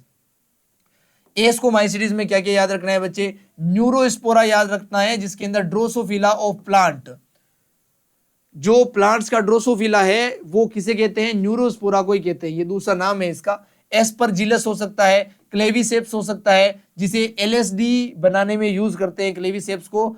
एस्कोमाइसिटीज हो सकता है, हीस्ट यही आएगा, पेनिसिलियम यही आएगा, मोरल्स यही आते हैं, ट्रूफल्स यही आते हैं। ये एग्जाम्पल दे रखा है, सीधा एनसीईआरटी में डायग्राम दे रखा है एस्परजिलस का, सीधा सीधा डायग्राम दे रखा है समझने के लिए। यहां पर एक ट्रिक भी बना रखी है मैंने, आज मैं उससे परेशान रहा, आज मैं उससे परेशान रहा, उससे परेशान रहा। आप देख सकते हो एगेरिकस को मशरूम भी बोलते हैं, यूस्टिलागो को स्मट बोलते हैं और पक्सिनिया को रस्ट बोलते हैं। स्मट और रस्ट, इन पे कंफ्यूज करता हुआ स्टेटमेंट बेस्ड क्वेश्चन आया हुआ भी है और कभी भी वापस आ भी सकता है। बोलो बात समझ में आती है? और ये एगेरिकस मशरूम का एज इट इज एनसीईआरटी का डायग्राम दिया हुआ भी है समझने के लिए। अंडरस्टूड है बच्चे? कोई बड़ी बात नहीं है। टोटल सिक्योरिटी प्रोडक्शन, मेरे को डरा दिया, लेक्चर बंद तो नहीं हुआ ना? ठीक है, देखो ड्यूटेरोमाइसिटीज के अंदर एग्जांपल आएगा कलेक्टोरिकम, कलेक्टोरिकम, कलेक्ट करना, कलेक्टोरिकम पढ़ लो, कलेक्टोरिकम ज्यादा डिफिकल्ट वर्ड है, तोड़ के पढ़ो। अल्टरनेट से याद रखो, क्या लिखा हुआ है? अल्टरनेरिया, अल्टरनेट से याद रखो अल्टरनेरिया। ड्यूटेरोमाइसिटीज के एग्जांपल है ये। और ट्राइकोडर्मा भी आपको याद रखना है, इसके लिए ट्रिक बनी हुई है आपके सामने। कैडेट, कैडेट जानते हो ना, जो आर्मी के सोल्जर्स के लिए अपीयर होते हैं उन्हें कैडेट बोलते हैं, है ना। तो कैडेट से उसे याद रख लो, इसे इस ट्रिक से याद रख लो। इसकी ट्रिक राम है, इसकी भी ट्रिक्स अवेलेबल है, बता देंगे, कोई बड़ी बात नहीं है। अगली स्लाइड पे आते हैं अभी। यहां पर फंजाई किंगडम भी ओवर होता है बच्चे। क्या ओवर होता है? फंजाई किंगडम भी ओवर होता है। अगर आपको कोई भी ट्रिक जाननी हो, थोरेक्स के ऊपर ट्रिक वाले सेक्शन में जाना, सारी ट्रिक्स अपलोड कर रखी है ना, लेक्चर्स के अंदर, वन शॉट के अंदर, वो रिपीट नहीं कर रहा हूं मैं फिर से।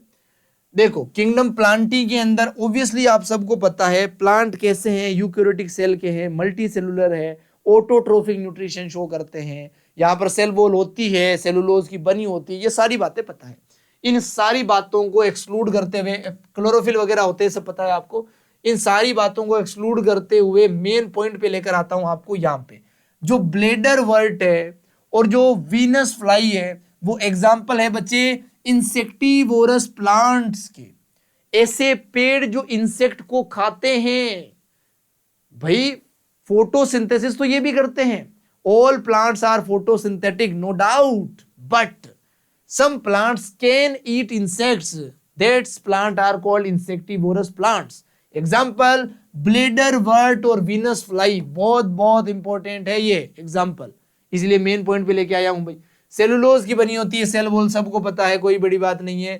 दो डिस्टिंक्ट फेज होते हैं भाई, डिप्लॉइड होता है, हेप्लॉइड होता है। जब मैं आपको प्लांट किंगडम पढ़ाऊंगा तो ये लाइन बहुत अच्छे से समझ में आएगी भाई। पेड़ों में दोनों फेज होते हैं, डिप्लॉन्टिक फेज और हेप्लॉन्टिक फेज, ठीक है। और यहां पर अल्ट्रेशन ऑफ जनरेशन मिलता है। ऑब्वियसली अल्ट्रेशन ऑफ जनरेशन को भी मैं जब लाइफ साइकिल्स पढ़ाऊंगा प्लांट किंगडम में, ब्रायोफाइटा की, टेडोफाइटा की, जिम्नो की, एंजियो की, तब देखना ये कितनी आसान लगता है आपको। गेमेटोफाइट और स्पोरोफाइट वर्ड कितने सिंपल लगते हैं। डिप्लॉइड होता है स्पोरोफाइट, ज्यादातर आपको स्पोरोफाइट ही देखने को मिलता है एंजियोस्पर्म्स के अंदर, ये कंडीशन आप देख सकते हो। और कोई लाइन आपको मेजर लगे यहाँ पे तो आप रीड आउट कर लो, वैसे मुझे ये लाइन मेजर लगती है, मैंने आपको बताई बहुत ही अच्छे से, ठीक है। हेट्रोट्रोफिक कंप्लीटली नहीं कह सकते इन्हें इंसेक्टिवोरस को, इसलिए पार्शियली वर्ड ऐड किया है, क्योंकि ये फोटोसिंथेसिस करते हैं और कभी कभी इंसेक्ट को भी ये किल करते हैं, जब इंसेक्ट इनके ऊपर आके बैठ ही जाता है तब। बोलो बात समझ में आती है बच्चे? एक एक लाइन समझा दी मैंने इस पैराग्राफ की।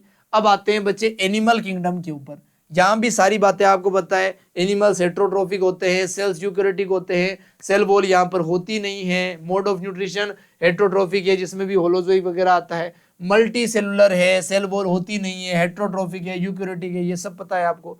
मेन बात जो यहाँ पर है न्यूट्रिशन होलोजोइक है, पूरे फूड को इंजेस्ट कर जाते हैं, आपको पता है। शेप और साइज यहाँ पर डेफिनेट रहता है, ऑब्वियसली ग्रोथ का पैटर्न भी डेफिनेट रहता है एनिमल्स का। ये सारी बातें जनरल बातें जो पता है।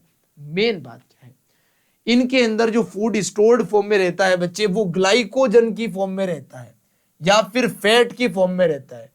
अगर ह्यूमंस की बात करूं तो ग्लाइकोजन मसल्स और लिवर के अंदर स्टोर रहता है। यहां तक नीट के अंदर पीवाईक्यू में पूछा गया था, ग्लाइकोजन कहां पर स्टोर रहता है बच्चे?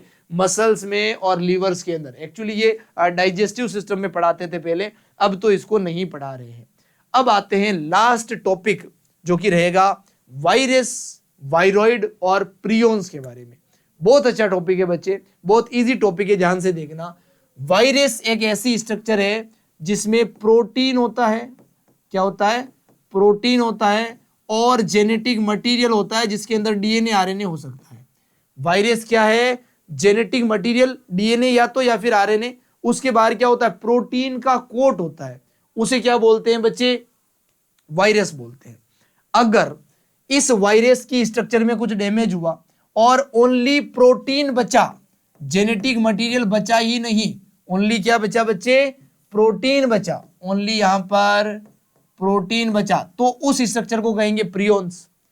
अगर ओनली जेनेटिक मटेरियल है तो उसे बोलेंगे वायरॉइड्स। वायरस के अंदर जेनेटिक मटेरियल, प्रोटीन दोनों होते हैं। वायरॉइड के अंदर ओनली जेनेटिक मटेरियल होता है, ओनली ये मॉलिक्यूल ऑफ आरएनए और डीएनए। प्रियोन्स के अंदर ओनली प्रोटीन होता है। और लाइकेंस के अंदर आपको बता ही दिया मैंने क्या क्या होगा, एल्गी होगा और फंजाई होगा। सिम्बायोटिक रिलेशनशिप होता है इन दोनों के बीच में। तो ये मेजरली आपको सब कुछ बता दिया है। अब लाइनें जब पढ़ूंगा देखना कितना आसानी से समझ में आएगा। क्या वायरस इन दोनों से बड़ा होगा साइज में? ऑब्वियसली इसके अंदर दो चीजें हैं, इनके अंदर एक एक ही चीज है भाई। और जो प्रोटीन का कोट होता है वो कवर होता है, बहुत बड़ा होता है। जेनेटिक मटेरियल तो अंदर छोटा सा होता है, तो सबसे छोटा वायरॉइड होता है। और प्रियोन्स और वायरस बराबर होता है, क्योंकि इसी प्रियोन्स के अंदर अगर जेनेटिक मटेरियल डाल दो तो ये वायरस ही तो बन जाएगा। यानी कि इन दोनों का साइज बराबर है। इन दोनों से छोटा कौन है? वायरॉइड है। बात समझ आई? साइज का फंडा क्लियर ही कर दिया मैंने। 5 किंगडम क्लासिफिकेशन जो होता है वो विटेकर का होता है बच्चे। इसके अंदर इन सभी को कोई जगह नहीं दी गई थी, पांचों को कोई जगह नहीं दी गई थी, एक्चुअली चारों को कोई जगह नहीं दी गई थी। बात समझ में आती है? वायरस को, वायरॉइड को, प्रियोन्स को, इन्हें कोई जगह नहीं दी गई थी, इसलिए इनको अलग से अब अपन पढ़ रहे हैं। जो all of us who have suffered the ill effect, जब हमें कॉमन कोल्ड हो जाता है, फ्लू हो जाता है, हम बीमार हो जाते हैं, तो हम सफर करते हैं भाई, ये वायरस से ही होता है। आपको पता होगा कॉमन कोल्ड जो है वो राइनो वायरस से होता है ना। वायरस का नाम याद नहीं करना है, ऐसे ही बता दिया बस, ठीक है। Virus can have on us, इनके अंदर वायरस हो सकते हैं, हमारे अंदर वायरस चले जाते हैं तो जुकाम वगैरह, कॉमन कोल्ड वगैरह हो जाता है। Even if we do not associate with our conditions, हम अपनी कंडीशंस में नहीं रह पाते, एक्सेट्रा एक्सेट्रा। ये बहुत बेसिक सी लाइन है, मेन जो हाईलाइट कर रखी है उस लाइन पे आओ। Viruses did not find a place in classification, virus को क्लासिफिकेशन में कोई स्पेस नहीं दिया गया। They are not consider truly living, virus को लिविंग और नॉन लिविंग के बीच की कनेक्टिंग लिंक मानते हैं। ना तो ये पूरा लिविंग है, ना ही नॉन लिविंग है। Connecting link between the living and non living कौन है? Virus. Connecting link between plant and animal कौन है? कौन है? यूग्लिना, अभी तो पढ़ाया था, प्लांट और एनिमल के बीच वाला, मिक्सोट्रोफिक वाला। If we understand living as those organism that have a cell structure, अगर लिविंग उसे समझे जिसमें सेल स्ट्रक्चर है, तो इसे लिविंग नहीं समझ सकते, क्योंकि पूरा सेल का स्ट्रक्चर इसमें नहीं है। वायरस आर नॉन सेलुलर, ये नॉन सेलुलर है, कोई सेल ही नहीं है इसमें, जो कि कैरेक्टराइज होते हैं भाई inert crystallize structure outside the cell. अगर ये सेल से बाहर है तो इनके क्रिस्टल टुकड़े बनाए जा सकते हैं, टुकड़ों की तरह रहते हैं। जब ये सेल के अंदर रहते हैं तब ये लिविंग की तरह बिहेव करते हैं, अपना प्रोटीन वगैरह बनाते हैं। दो डायग्राम है बेसिकली, यहां पर ध्यान से सुनिएगा। ये जो ग्रीन कलर के डॉट्स है ये आरएनए के मॉलिक्यूल से बच्चे, और ये जो बाहर आपको टुकड़े दिख रहे हैं, एक एक टुकड़े को क्या बोलते हैं? कैप्सोमियर बोलते हैं। इसे कैप्सोमियर बोलते हैं एक एक टुकड़े को, और टुकड़ों से जो पूरी स्ट्रक्चर बनी है उसे कैप्सिड बोलते हैं। ये दोनों स्ट्रक्चर बच्चे प्रोटीन है। ये क्या है? प्रोटीन। और ये आरएनए क्या है बच्चे? ये जेनेटिक मटेरियल है। ये क्या है? Genetic material. ये वायरस का डायग्राम है, इसलिए प्रोटीन और जेनेटिक मटेरियल दोनों है इसमें। ये भी वायरस का डायग्राम है, इसके अंदर ये जो हेड है, ये जो कॉलर है, ये जो शीट है, ये सारी स्ट्रक्चर किसकी बनी है? प्रोटीन्स की बनी है। ये जो टेल के फाइबर है ये सब प्रोटीन का बना है जो दिख रहा है। इस हेड के अंदर है बच्चे जेनेटिक मटेरियल, वो प्रोटीन नहीं है, बाकी सारा जो दिख रहा है बच्चे वो क्या है? प्रोटीन है। डायग्राम किसका है? टोबैको मोज़ेक वायरस का है ये वाला, और ये वाला है बैक्टीरियोफेज का, जिसे फाज भी बोलते हैं शॉर्ट में। बैक्टीरियोफेज को क्या बोलते हैं? फाज बोलते हैं शॉर्ट में। कभी कभी टर्मिनोलॉजी चेंज कर देता है, याद रखना है इन दोनों को, ठीक है? बढ़िया एकदम। अब कौन कौन से साइंटिस्ट आए हैं बच्चे वायरस की डिस्कवरी से रिलेटेड, उनको एक चार्ट में लिखा है ताकि समझना बहुत आसानी हो जाए। वायरस जो होते हैं वो ओब्लिगेट पैरासिटिक होते हैं, अगर किसी दूसरे ऑर्गेनिज्म पे नहीं रहेंगे तो मर ही जाएंगे। ओब्लिगेट यही ऑप्शन है बस। They are inert outside host cell but take over the machinery of the host cell, ये होस्ट सेल के अंदर इंसर्ट होंगे, घुस जाएंगे और पूरी मैकेनिज्म, पूरी मशीनरी को हाईजेक कर लेंगे। बेसिकली गुंडों की तरह हाईजेक कर लेंगे सेल को, और बोलेंगे तू अपना प्रोटीन बनाना रोक, अपना प्रोटीन बनेगा। वायरस बोलेगा अपना प्रोटीन बनेगा, अब अपन आ चुका है इधर। बात समझ आई या नहीं? Cell once they are inserted, अगर सेल के अंदर एक बार ये चला गया तो अपना प्रोटीन बनाएगा, मशीनरी को हैक कर लेगा बेसिकली, है ना? अंडरस्टूड। अब देखो साइंटिस्ट कौन कौन से आए, क्या क्या कंट्रीब्यूशन उन्होंने दिया। सबसे पहले आए इवानोवस्की। कौन है? इवानोवस्की। कब आए? 1892 के अंदर डिस्कवर्ड किया था इन्होंने वायरस को। कैसे किया था? कैजुअल ऑर्गेनिज्म है भाई आपका टोबैको मोज़ेक डिजीज करने वाला, टोबैको मोज़ेक वायरस, उसको डिस्कवर किया था इवानोवस्की ने। अंडरस्टूड है? इसके बाद आया था बजरिंके। बजरिंके आए थे 1898 में। इन्होंने नेम रखा था वायरस का, इसे कहा था कंटेजियम वाइवम फ्लूइडम। बहुत बहुत इंपॉर्टेंट वर्ड है। किसने दिया था कंटेजियम वाइवम फ्लूइडम वर्ड? इन्होंने दिया था बजरिंके ने। इन्होंने किया क्या था? ध्यान से सुनना। इन्होंने कहा था एक ऐसा फ्लूइड है जो रोग करता है। कंटेजियम वाइवम फ्लूइडम एक फ्लूइड है जो रोग करता है। टोबैको मोज़ेक वायरस कोई वायरस नहीं, एक फ्लूइड के द्वारा हो रहा है, ये बताया था बजरिंके ने। और वायरस नाम भी इन्होंने ही दिया था बाद में। इन्फेक्टेड प्लांट्स जो होता है वो can harm healthy plant. Infected plant जिसके अंदर टोबैको मोज़ेक वायरस है, अगर उसके साथ कोई दूसरा प्लांट कांटेक्ट में आए तो वो हेल्दी प्लांट भी इन्फेक्टेड प्लांट बन जाएगा, उसे भी हार्म होगा, ये बताया था बजरिंके ने। कंटेजियम वाइवम फ्लूइडम एक फ्लूइड है। इन्फेक्टेड प्लांट से जो फ्लूइड निकल रहा है उसमें टोबैको मोज़ेक वायरस है, जो हेल्दी प्लांट के अंदर जा रहा है फ्लूइड। इन्होंने फ्लूइड को ऑब्जर्व किया, उसके अंदर वायरस था। जब वायरस का पता चला तो वायरस नाम भी इन्होंने ही दिया। उसके बाद आए थे स्टेनले साइंटिस्ट 1935 में। इन्होंने क्रिस्टल्स प्रोड्यूस किए थे वायरस की, तो इन्होंने क्रिस्टलाइज किया था वायरस को, और स्टेटमेंट भी कहा था कि भाई जैसे अपन टुकड़े कर सकते हैं नॉन लिविंग ऑब्जेक्ट के, उसी प्रकार वायरस के टुकड़े हो सकते हैं, इसलिए इसे नॉन लिविंग की कंडीशन में भी आप रखो। बाकी जो भी कैरेक्टर है वो लिविंग के हैं, ये नॉन लिविंग का कैरेक्टर है, इसीलिए इसको लिविंग और नॉन लिविंग की कनेक्टिंग लिंक बाद में डिस्क्राइब किया गया था। अभी अभी जो पढ़ के सुनाया वो का वो पूरा का पूरा लिखा हुआ है, आप देख सकते हो। इवानोवस्की आए थे, क्या किया था मोजेक डिजीज में, सब कुछ लिखा हुआ है यहाँ पर। स्टेनले आए थे, इन्होंने क्रिस्टल बनाए थे, सब कुछ लिखा हुआ है। कंटेजियम वाइवम फ्लूइडम, सब अभी जो पढ़ा सब का सब लिखा हुआ है। बट जो नहीं पढ़ा वो मैं बता रहा हूं, ध्यान पूर्वक देखिएगा, बहुत ही ध्यान से देखिएगा। वायरस वर्ड का मतलब ही है विनम, और विनम का मतलब है पॉइजनस फ्लूइड, जहरीला जहर बेसिकली। बात समझ में आती है, कोई बड़ी बात नहीं है। अब यहां पर एक लाइन और है, स्मॉलर देन बैक्टीरिया।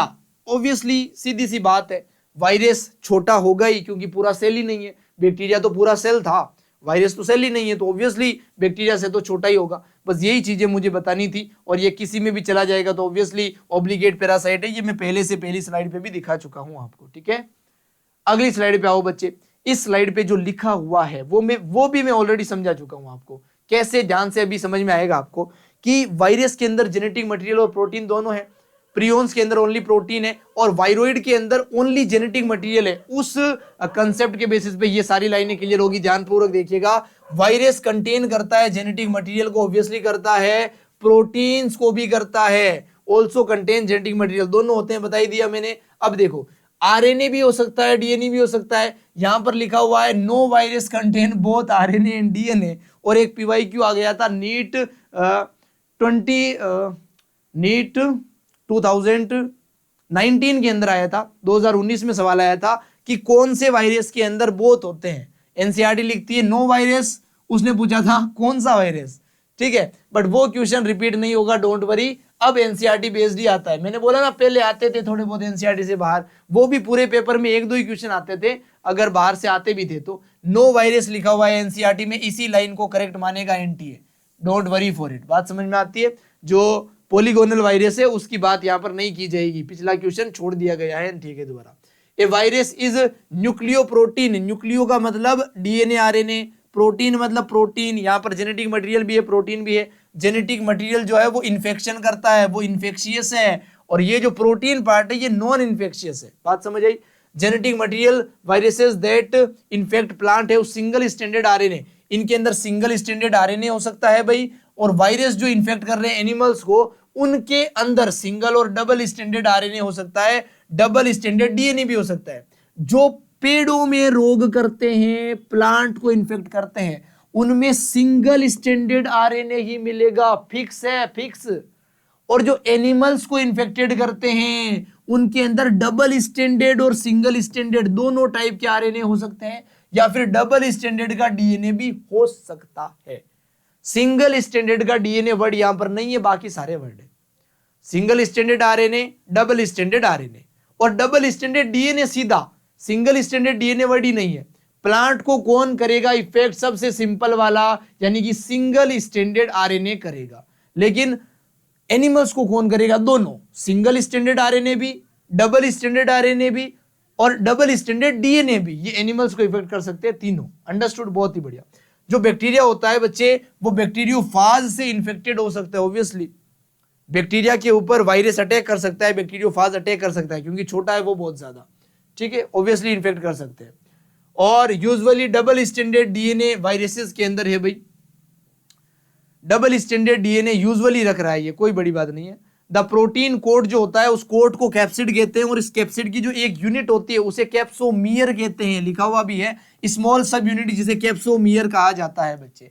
कैप्सोमियर जो होती है वो अरेंज होती है बच्चे एक हेलिकल में और एक पॉलीहेड्रल स्टेज के अंदर, पॉलीहेड्रल स्ट्रक्चर के अंदर। आपने जैसा कि इस डायग्राम में देखा भी था, पॉलीहेड्रल स्ट्रक्चर्स को आपने देखा भी था, ये कैप्सोमियर पॉलीहेड्रल स्ट्रक्चर में अरेंज होके कैप्सिड का फॉर्मेशन कर रहे हैं। बोलो, बात समझ में आती है।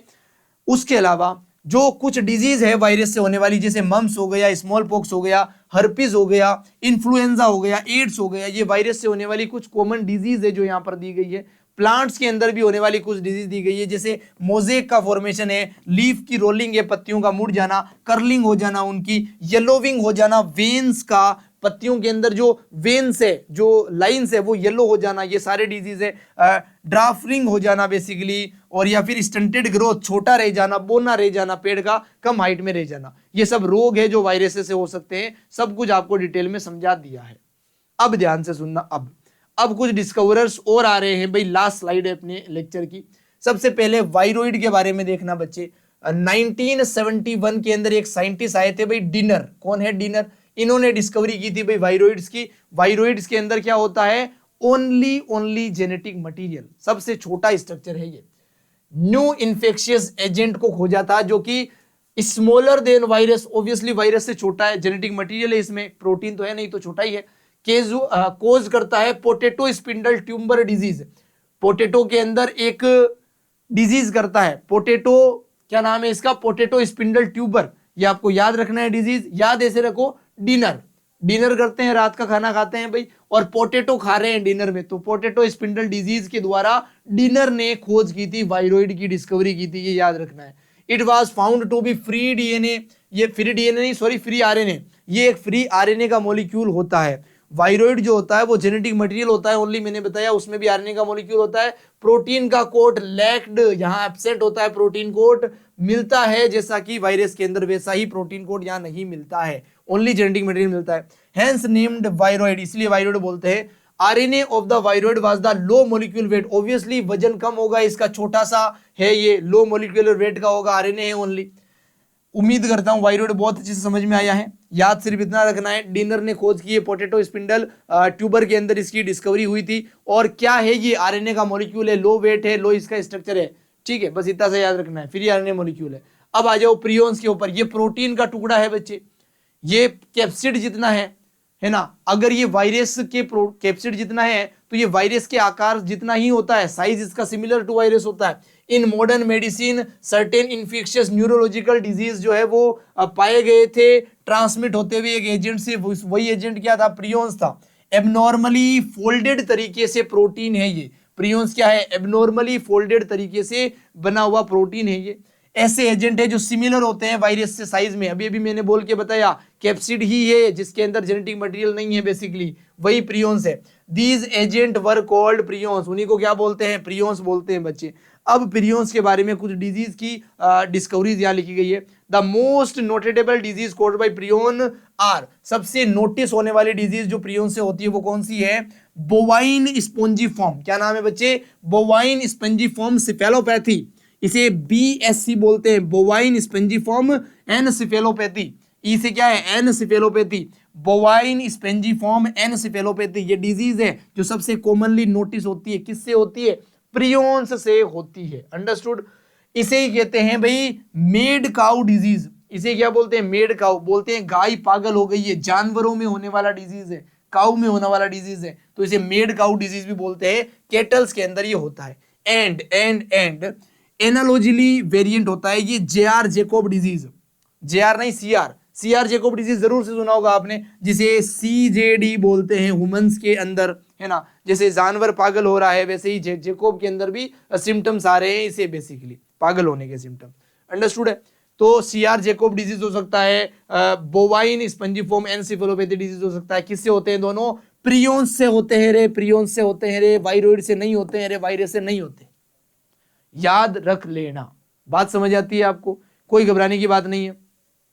जो सिम्टम एसोसिएटेड होते हैं, नहीं ये तो अलग लाइन आ गई। अब लाइकेंस का टॉपिक आ चुका है। टॉपिक ही दूसरा आ गया अपना, लाइकेंस का टॉपिक आ चुका है। लाइकेंस किससे बनते हैं? सिम्बायोटिक रिलेशन है बच्चे एल्गी और फंजाई के बीच में, पहले ही बताया।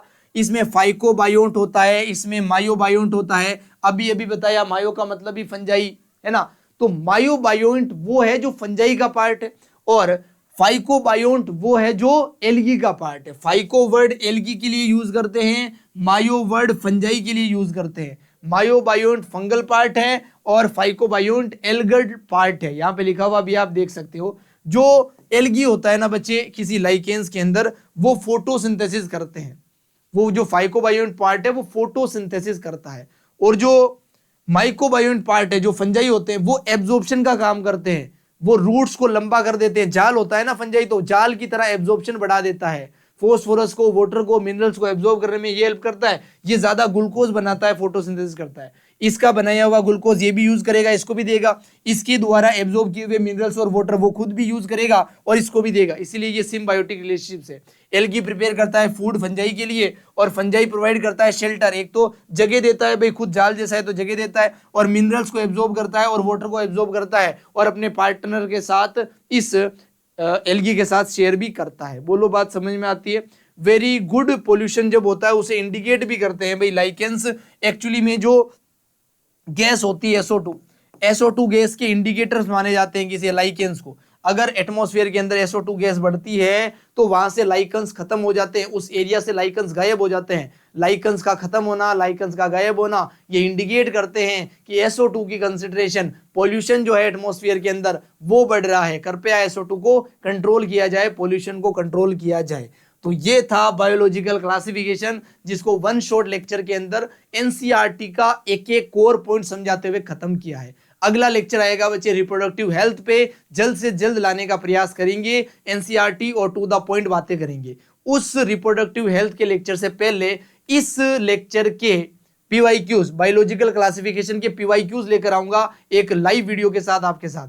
Thank you so much. अगले वीडियो में मिलेंगे। Chill then.